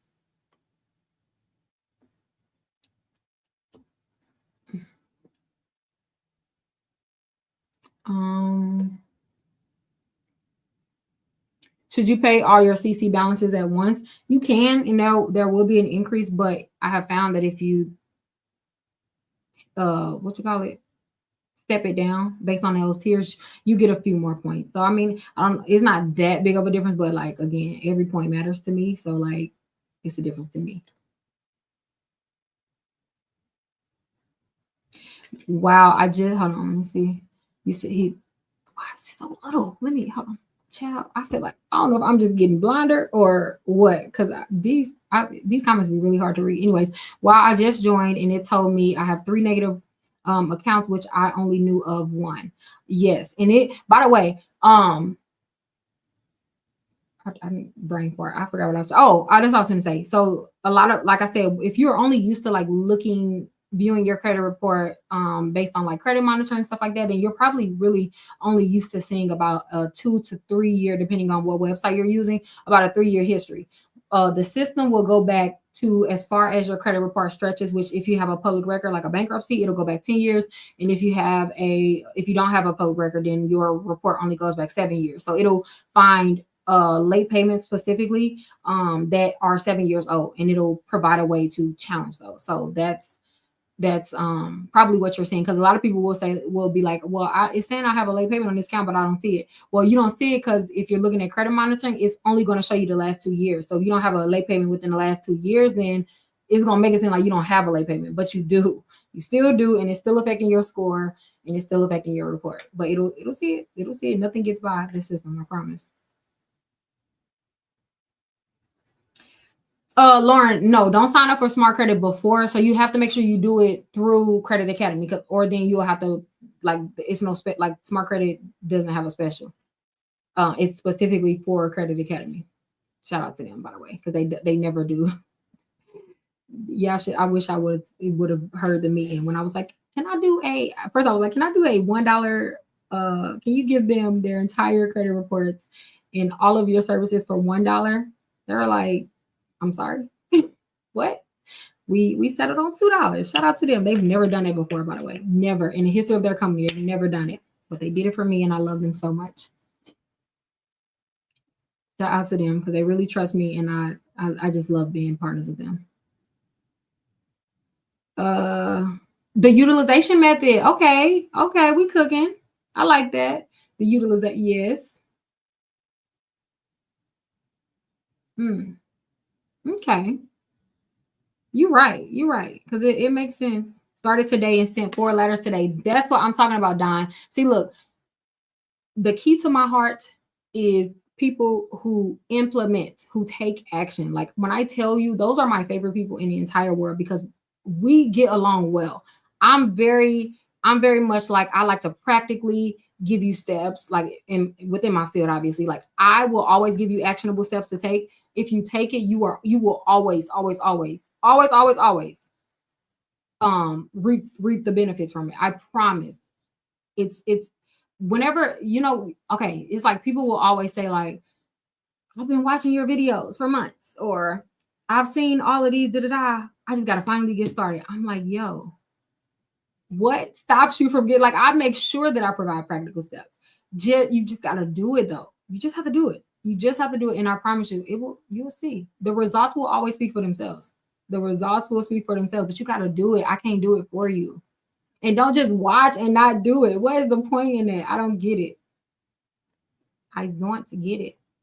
$2 apply to checkout. Yeah, it'll apply all the way to checkout. But yes, I'm telling you, you could start tonight and literally have your letters in the mail by tomorrow, which I recommend that you do. Like, go ahead and send the letters out. This is the perfect time, by the way. This is income tax time. A lot of collection agencies are trying to settle or issuing pay to deletes, or, like, this is a great time to dispute. A great time. They trying to get rid of them accounts.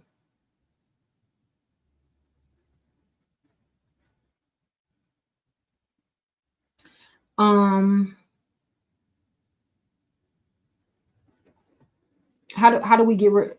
Lord, can I read? I just got it signed up, waiting on my credit report letters. Yes, they usually to import your reports. I think it usually takes them out. It's usually under 10 minutes, but closer to 5 sometimes, depending on your connection. But it's typically fast. Yes, it's until midnight. After midnight, it'll automatically adjust. By the way, I'm not controlling the adjustment. Like, it's already tuned into the smart credit system. So I'm not going to be able to, like, extend it or do anything. It's at midnight Central. It's going to completely take away the option for the $2. Just FYI. How much time we got left? Hold on. Let me see. 1 hour and 18 minutes. Dang, it's 10. Yeah, it's 10:41, huh? 1 hour, 18 minutes. 1 hour, 18 minutes. 1 hour, 18. Listen, if you've been trying to repair your credit and don't know what to do, the cheapest way to start is to just $2 tonight and then send your letters tomorrow, period.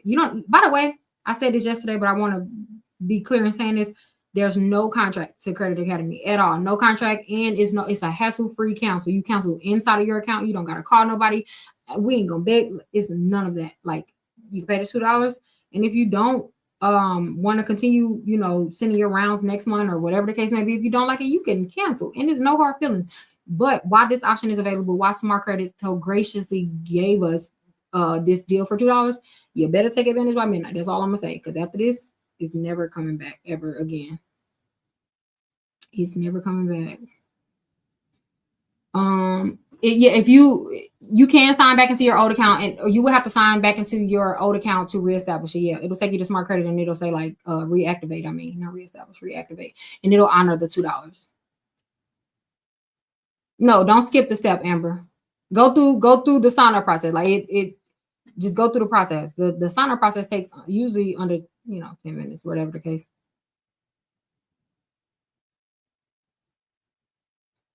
Yes. And then you guys will receive an email to gain access to the Credit Academy group. It's typically it can take up to an hour, depending on how Zapier is responding, child. It can take up to an hour, but you guys will receive it. Check your promotions folder though, because a lot of times they go to the promotions folder and it'll be coming, and it'll be inviting you into the community, into our private community. Okay. That's super vital. Make sure you're in the community or you missing out on freaking 70% of the membership. That's like the best part to me, child. Oh yeah, let me show y'all the community. So hold on. I had it tuned up yesterday. Let me see if it's still here. Let me give y'all a sneak peek of the community.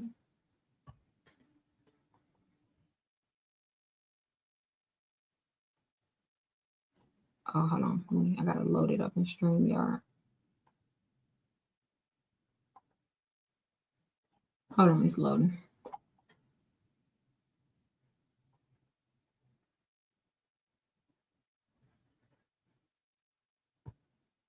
All right, so this is how our new community looks. It's gonna mute. So I wanted to give you guys a sneak peek inside of our new Credit Academy community that I've been building for a long time. I'm super excited about this, and the members are enjoying it so far. So I am a very happy camper right now. As you can see, this is just a feed. So this is an overview of what's going on in all of the different spaces around the community, what everyone is talking about.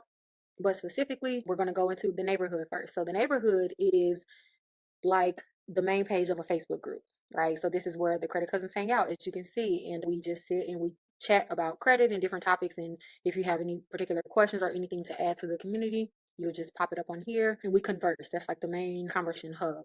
And then we have the learning lab, which houses a bunch of information in terms of credit, and this is ever growing. So I add to this weekly, sometimes daily, just depends, and it'll have really, really detailed discussions about specific topics and all of that, how to identify discrepancies on your credit report, like very detailed information. And then we have the announcement board, which it's the announcement board. It tells you what's going on around the community. As you can see, we're knee deep into credit boot camp. So week 2 was last night, 2 days ago. Feedback corner, events hub, which will house all of our events that are upcoming, virtual as well as in person. But as of now, we are knee deep into Credit Academy. So as you can see, we have about 3 more weeks of Credit Academy remaining. So now is the perfect time to join.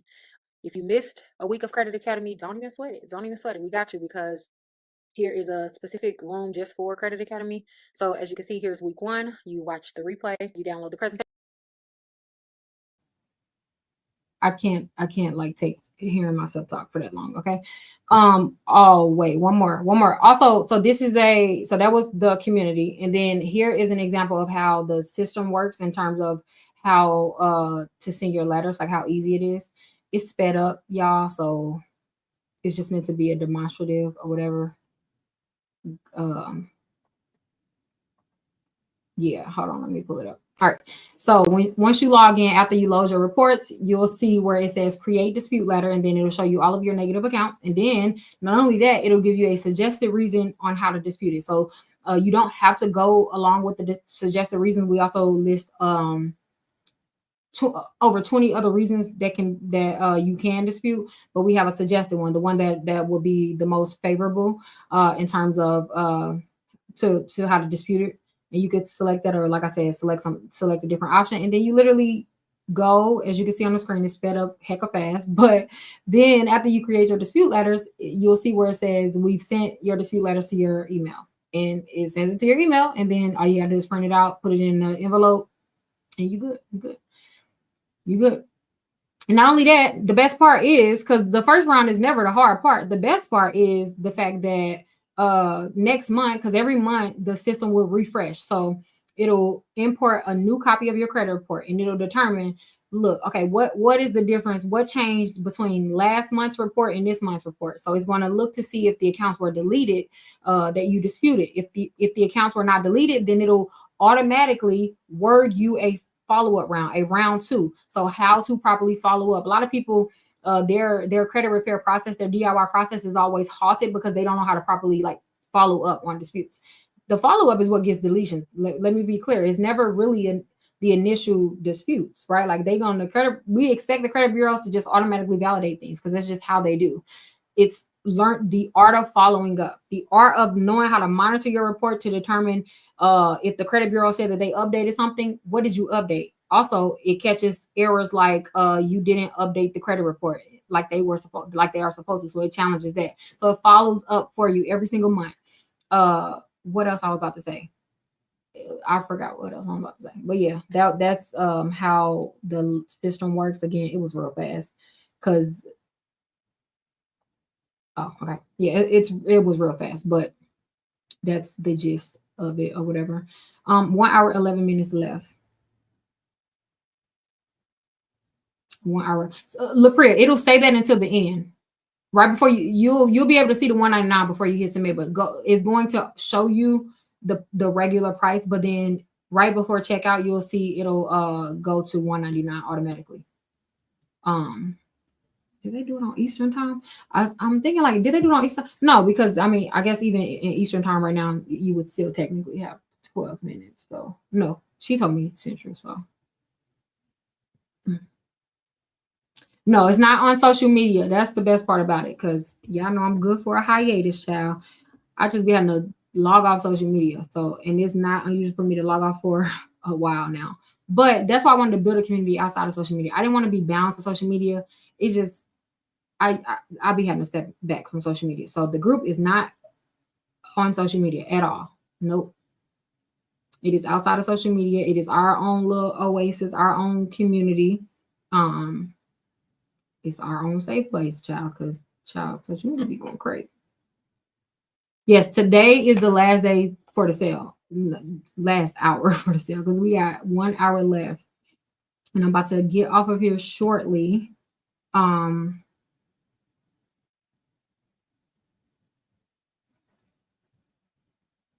I just reactivated my smart credit through the $2 discount.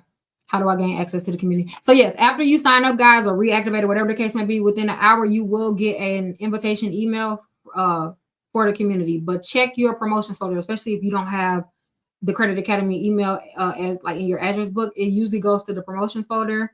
So just be looking out for it, okay?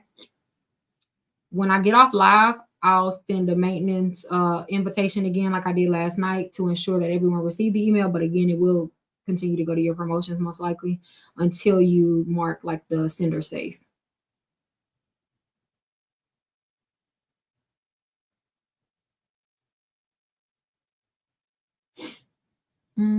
Oh, that's what I meant to do. Credit Bootcamp Week 3 is Wednesday. We're going to discuss collections and charge-offs. And we'll talk about like the new method that I've been using for charge-offs that's been super effective. So if you do have a charge-off and you are a part of Credit Academy, and if you want to, obviously, you can try my new method starting Wednesday. I want more testies, as I told you guys yesterday. I've tried them, but only on, what was it, 27? It was 25 or 27.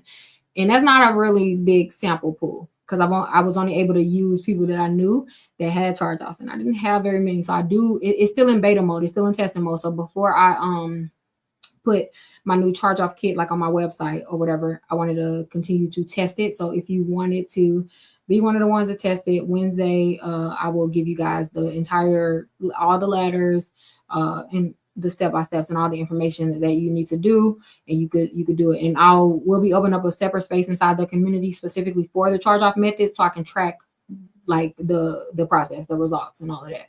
But I want to say, on the 27 charge-offs that we tried, on the 27 charge-offs, 19 of them was removed, and that is a, I don't know what percentage is that. I don't know. I just know it's higher than my last charge-off method. So it's showing to be more effective, but I can't with confidence sell it yet until I'm sure that it, you know what I'm saying? Like it's effective on a larger sample style. Because that 27 can still be luck in my eyes. It really can still be luck. So I don't want to put too much on it yet until I continue to try it out. But the great thing about having Credit Academy back and having y'all in the community, my new methods, as I used to do in the Facebook group, we get like I'm able to have a larger sample size. Like I'm excited to see like y'all process, to see the things that I need to tweak and word differently or whatever the case may be. But yes, that is Wednesday for Credit Academy. I mean Credit Bootcamp, and then next week, the following week, we're going to do the credit card class, the credit card webinar rather. But you'll see it in the events hub. So it'll be on the calendar in the events hub inside the community.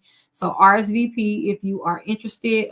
Credit Bootcamp week 3 is already in the events hub. So make sure you RSVP so you're notified, when we go live. So you're getting the event notifications. Again, it's obviously free for Credit Academy members. If you're in the community, you just need to RSVP. If you don't RSVP, you'll be able to watch the replay, but RSVP. Go to the events hub. To catch up, to watch week 1 and week 2 of Credit Bootcamp, you can also, it's in the community. You'll see it. It's a space that says Credit Bootcamp. Then you'll see week 1, week 2. I definitely suggest that everyone watches all of Credit Bootcamp for sure. It's the foundational principles that every consumer needs to know about their credit profile, their credit reports, their credit scores, in order to have a successful process. It's actually required for all Credit Academy members. After we're done, it's going to be required learning because I want to make sure that everybody on the same page, okay? I'm about to get off of here though, y'all. We have an hour. I was trying to stay up until 12, but I am getting sleepy. I'm getting freaking sleepy.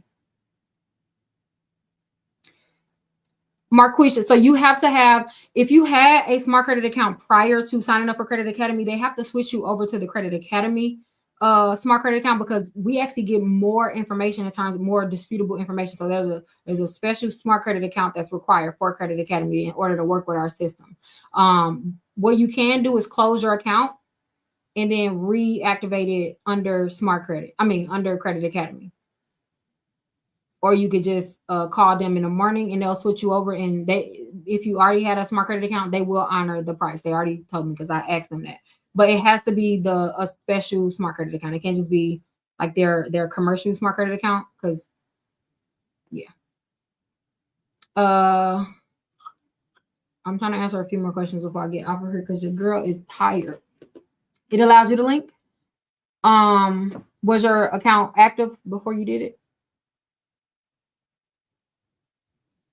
Member.road to750.net, guys. Member.road to750.net, or you can just go to road to750.net. But member.road to750.net for the direct link. We have an hour for the $2 sale, an hour and 4 minutes to be exact. What's not working, Carmen? What?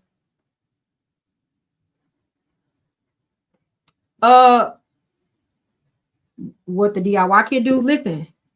It's the credit repair templates, if you want to repair your own credit. If you're a part of Credit Academy, you get everything on my website for free. It comes with the membership. So before you spend $20 on just one kit, I'm just letting you know you can sign up for Credit Academy. You can get that plus more and all of that. But you can still buy it if you want.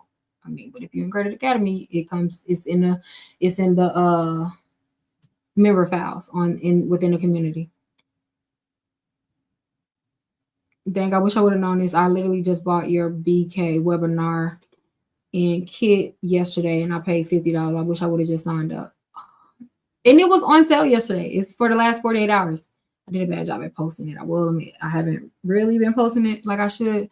But yeah, you would have gotten the bankruptcy kit. You would have gotten the eviction kit, the repo webinar and kit. All of it. Like if it's on my website, Credit Academy members get it for free. Not for free. Look, I realized, y'all, somebody told me, actually, somebody from, where were they from? Was it the CFPB or FTC? Maybe FTC. They said I can't say get it for free because the membership is the price, which it makes sense when I say it. But you get it included with your membership. How about that? Because it's not for free if the membership is not for free. So I guess to correctly say it, it's not free, but it's included with your membership.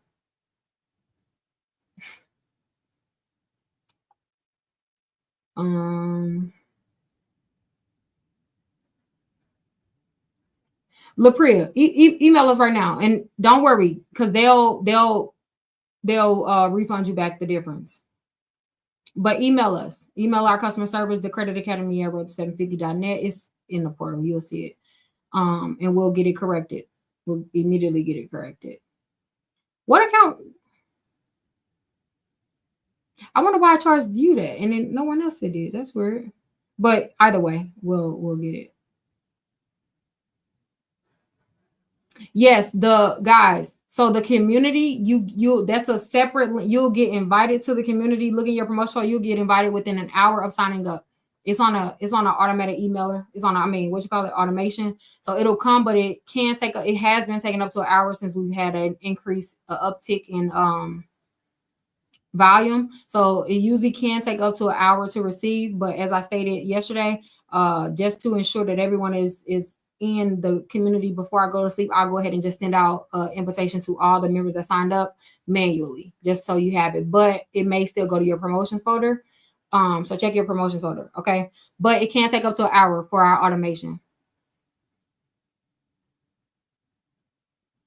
Let me put the email up.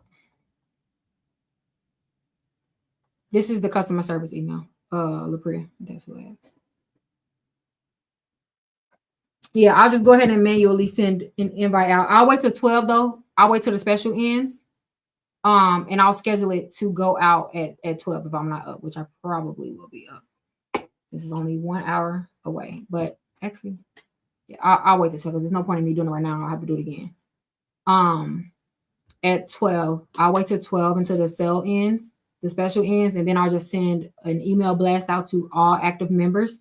That way everybody will have the private link in order to get into the group. And obviously it's linked to your email, so you can't like just forward it to anyone. Like, you make sure you use the same email to sign up, because that's the email that's going to be registered to the group.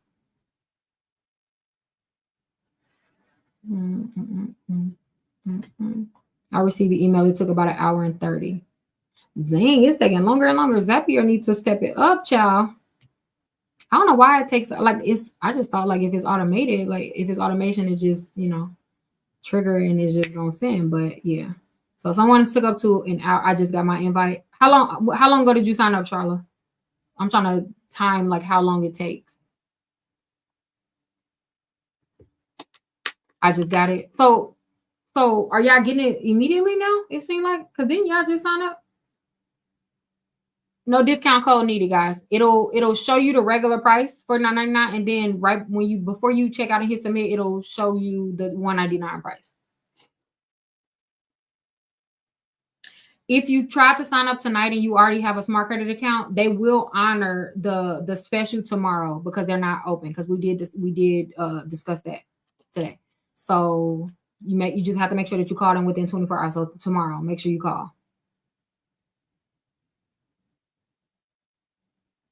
I got my invite almost right away. So I wonder what is the difference? Like, why does it take an hour for some people, and then like who was that? Sheila, I think she said hers took 1 hour 30 minutes. Then other people saying I got it immediately. That is so weird. Somebody else said it took about 10 minutes. I don't know. That's weird. But it's supposed to, in a perfect world, come immediately. But I have noticed since we've been running this special that it can take up to 1 hour. So I don't know. But either way, I will make sure that I send out a manual blast just in case. I got mine's instant. Oh, shoot. Oh, well, maybe it didn't self-correct it. Maybe, yesterday was taking long. I just know that. Okay, any last questions before I retire for tonight? Y'all know I am an old woman. I got church in the morning. Yeah, let me see. I received my email in about 10 minutes. If I mailed some of the selected reasons incorrectly, when can I mail the correct reason again? If you already did your letters, you can go and select different reasons. You can edit the reasons. You could, if you go back to whatever credit bureau you chose. So like if you push create another dispute letter, and then it'll actually, like, if you want to edit your current dispute letters or if you want to create new ones, and you could do that at any time. I would suggest that, yes, Jackie. If you are returning, start from the beginning. Always. If it's been more than 45 days, start over. Start from round one. I didn't see your question, Molly. I'll put it again real quick.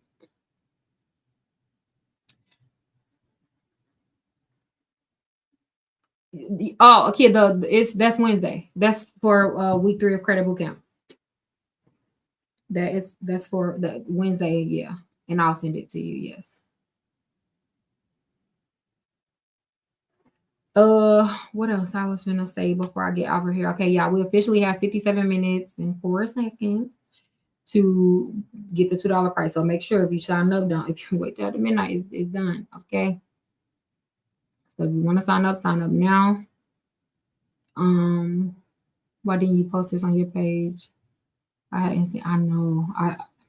Listen. Yeah, I know I suck as an influencer. I don't know how to. I thought about it, and then I actually freaking created a post, and I forgot to post it.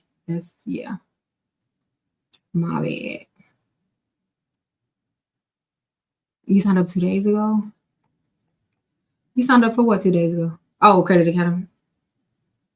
Oh, yeah, the special been running for 48 hours. I'm sorry. Maybe if you call Smart Credit, maybe that. Let me not say that because I don't want to put them in a pickle.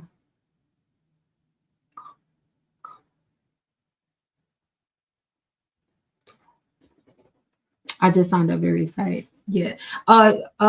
Wait.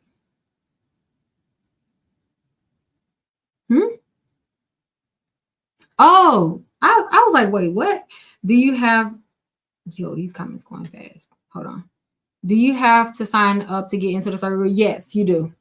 To get into the VIP one, yes. To get like the member files and all of that. Wait, what? What I missed?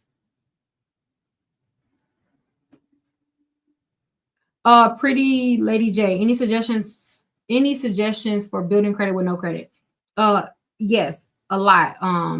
What I would recommend is that you go to my YouTube channel, Shonda Martin, and watch the video titled "How to Build Credit for Beginners," and it'll literally walk you through the entire process from start to finish. And because it's a lot to explain, like just right now, and I'm about to get off, but I do recommend that video for sure. You go to my church, I actually see you all the time, and I'll be shy to speak. Why are you be shy to speak? Girl, I wish I could see how you like your picture. If you see me tomorrow, please speak. What the heck? Who am I? Ain't no dang nobody. But well, I don't know if I should say the church, but yeah, definitely come up.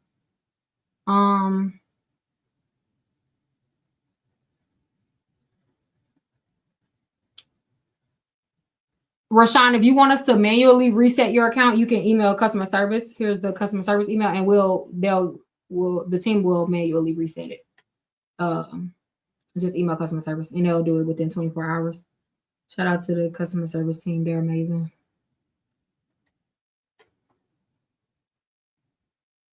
Oh, the website one more time: member.road to750.net. Member.road to750.net. 54 minutes is linked in all of my bios, but you could just go to member.road to750.net, sign up. It'll take you through the whole process. I'll show the demo one more time. This is the group. This is how the group look. That's the workbook. If you have Wait. So I wanted to give you guys a sneak peek inside of our new Credit Academy community that I've been building for a long time. I'm super excited about this, and the members are enjoying it so far. So I am a very happy camper right now. As you can see, this is just a feed. So this is an overview of what's going on in all of the different spaces around the community, what everyone is talking about. But specifically, we're going to go into the neighborhood first. So the neighborhood is like the main page of a Facebook group, right? So this is where the credit cousins hang out, as you can see, and we just sit and we chat about credit and different topics. And if you have any particular questions or anything to add to the community, you'll just pop it up on here and we converse. That's like the main conversation hub. And then we have the learning lab, which houses a bunch of information in terms of credit, and this is ever growing. So I add to this weekly, sometimes daily, just depends, and it'll have really. All right, enough talking, girl. I don't know how y'all do it. I really don't. The community is dope. You have come a long way. Thank you, Lena. Thank you so much. I'm assuming you probably been down since what? Facebook? God is good. We have come a long way since Facebook in terms of the community building and all of that. Child, it's been a time. The website right here on if I can talk, is at the bottom of the screen. Member.road750.net. Yes. I've been wondering where you were. I was searching your page and I never see an update. Was wondering if you still did social media. Girl,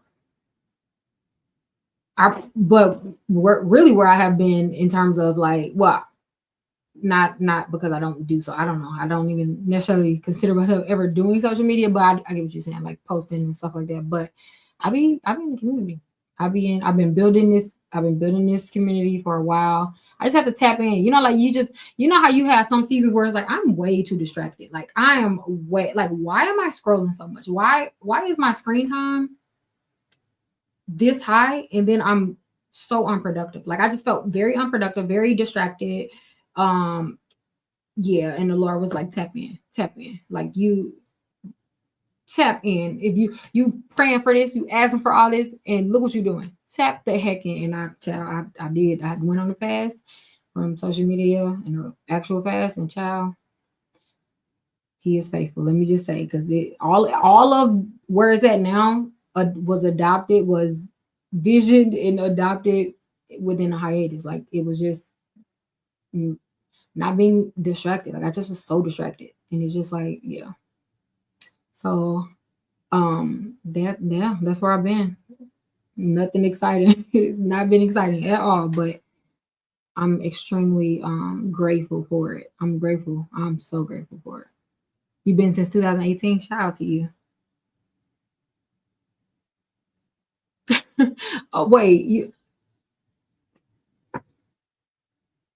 All right, guys. So we have 50 minutes. I keep saying this, but I am about to get off because I'm about to sleepwalk in a minute. I am extremely tired right now. Sign up for Credit Academy for $2. Sherelle, what's the offer? So you can sign up for Credit Academy until midnight for $2 for your first month.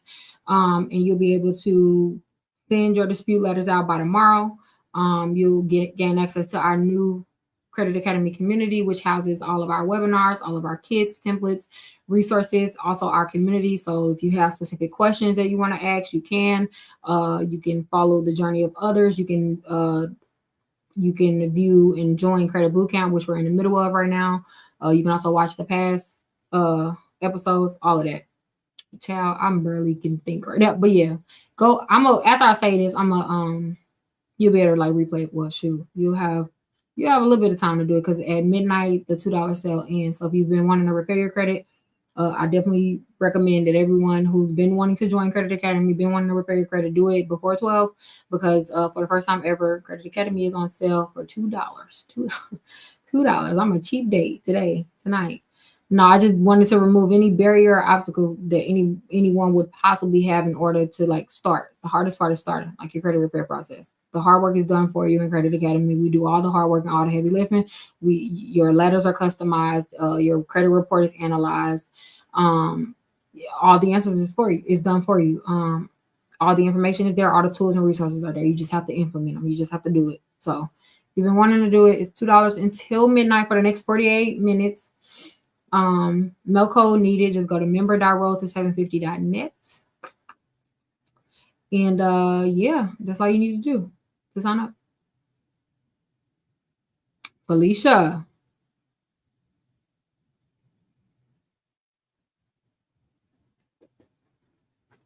No code needed, guys.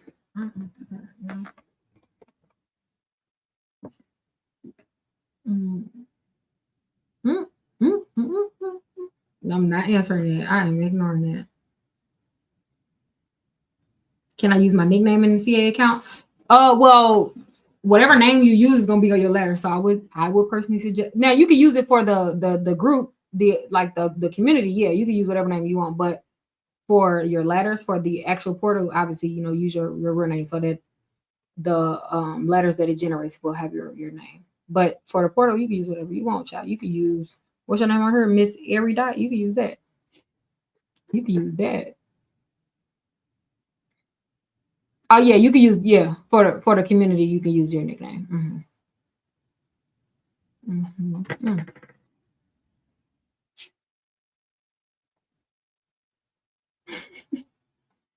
The free. I know that's right. I know that's right. You got plans, huh? But y'all gonna buy a house together? I know that's right. Get them together. Get them together. Don't have him messing up that interest rate. Yes, both partners need good credit. I'm telling you, that'll change your life.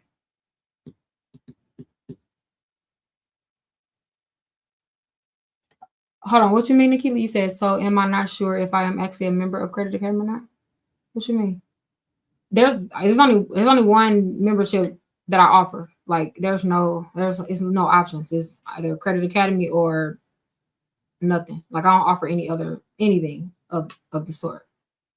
So if you are a member of Credit Academy, then you are maybe you're not asking what I think you're asking. What did you say or rephrase it, please? Before I get up here, I want to make sure I answer your question. For TikTok, I was like, I had deleted. Let me tell you, I deleted the TikTok app, y'all. It was like 2 or 3 weeks before the ban, but I didn't delete it for the ban. I was deleting it because I was taking a break from social media. I really didn't take them serious about the ban. I honestly was like, oh, they ain't gonna really do it. Child, they did it, and then I remember trying to download it again, and it wasn't in the app store, so I couldn't. I literally downloaded it today. Because somebody was like, I had seen a post where somebody had said that you can download TikTok. So I just got back TikTok today. I was one of those slow people who freaking I didn't have TikTok anymore. But yeah, I finally got TikTok back. So all right, y'all, because at this point, I'm gonna fall asleep.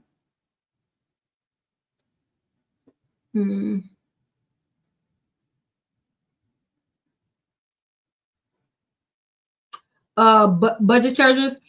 Go watch the last week of Credit Bootcamp last week. The personal information. I would absolutely suggest that you watch that. But you can do that if your question is like if you have to do it prior to sending your letters. You don't have to do it prior, so you can do that at any time. You can challenge your personal information at any time, and it'll really come into effect when we talk about third party bureaus, which is week 5 of Credit Bootcamp. So if you haven't done it yet, it's not too late. Like you're not off schedule at all. Because personal information is really a real big deal, especially when we talk about the third party reporting agencies, which is week 5.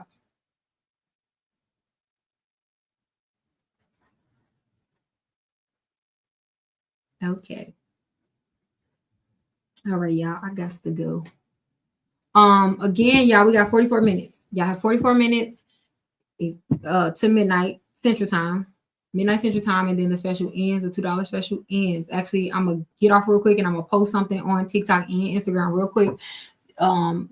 Just so everybody knows, so nobody can be like, oh, I ain't know, I'm gonna make sure I post something. I don't know what it's gonna be. It's gonna be something real quick. But yeah, make sure you guys sign up by midnight and yeah, get your $2 special, and then I will see you guys in the community. When I'm not on social media, I am still in the community. Okay, that's a promise. I'm always in the community, always. And actually, no. So hold on. Dang, your question went too fast. But I don't ever see like your credit card details or like social security number. No, that's all through Smart Credit. They are the company that releases your credit reports. So no, I don't. Credit Academy sees none of that. The only thing we see is your derogatory, like your report, like your accounts. We don't see your social. We don't see none of that. We don't need none of that. We just want to see your credit report. That's it. That's all. Where did you find me? I want to say your name because it looks like it sounds pretty. Nabaya? Is it Nabaya? Nabaya? Is it? Am I saying it right? But where were you introduced to me at? Y'all, okay, because I actually do have to go so I can hurry up and post before the timer runs out. So the credit cousins are not yelling at me because I did not post on Instagram like I was supposed to or TikTok. Okay. How do you connect smart credit account into the academy? Tashara, you either can cancel your current account and then sign up through Credit Academy because it has to be specific, the smart credit account that qualifies for Credit Academy, or you can if you already have a standing account, you can contact Smart Credit in the morning to ask them to switch you over to Credit Academy, and they will honor the special price as long as you already had a Smart Credit account because they're not open right now. Oh, shout out to your brother-in-law. Shout out to him. I found you on your interview with EYL. Oh, shout out to you. Shout out to EYL. We just did the first one, or probably the most recent one.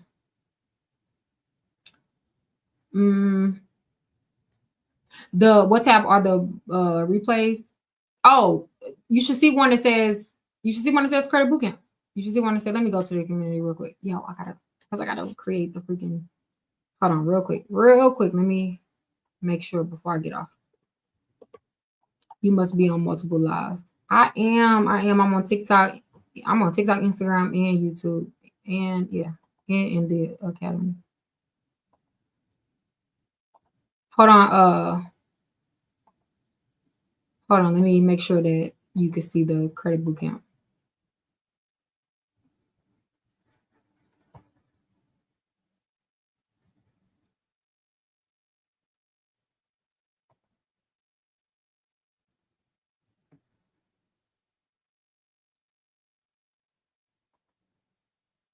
All right. Tashara, do you see it now? Or was that Tashara? I probably definitely said the wrong name. But whoever was just asking about credit bootcamp, do you see the space, the group for credit bootcamp in the academy? Refresh. You may have to go out and refresh. Girl, me too. I'm sleepy and I gotta be at church tomorrow. All right, so I do gotta go because I do gotta post really quick while we have 40 minutes left. By the time I post, it's probably gonna be 30 minutes left. But yes, make sure you go join. If you want to join Credit Academy, now is the perfect time. The one and only time it will ever be on sale. That's a promise. So if you want to join now for $2. Okay. For your first month is $2. And then after that, the regular membership price for Credit Academy is $49.99. Cancel anytime. There's no contract. You can sign up today and start sending your dispute letters as soon as tomorrow, literally. And also get access to our community, our private Credit Academy community, which houses all of our resources, our past webinars, upcoming webinars and events that we have. Credit Bootcamp is Wednesday. We talk about collections, charge-offs, how to properly challenge that. Also unveiling my new charge-off dispute method. Comes with a full charge-off packet. And all the information that you need step by step, all of that. Okay. I am so tired of talking. My freaking mouth hurt at this point. Okay. I love you guys. Again, make sure y'all sign up. No code needed. Member.road2750.net. Member.road2750.net. It is linked in all of my bios. And yeah, I'll talk to you guys in the community for those who joined. Shout out to y'all. But anyways, even if you didn't join, still love you. I will be back live. Can't promise tomorrow night, but Monday I definitely will be live. But yeah, I will talk to you guys later. I enjoyed you guys tonight. It felt like old times. I felt really good talking to you guys tonight. But yeah, I will talk to you guys later. I love you. God bless you. I'm praying for you guys as always. And yeah, we'll talk later. Okay. Join the group and then holler at me in the community. Okay. All right. Bye. Good night. Bye.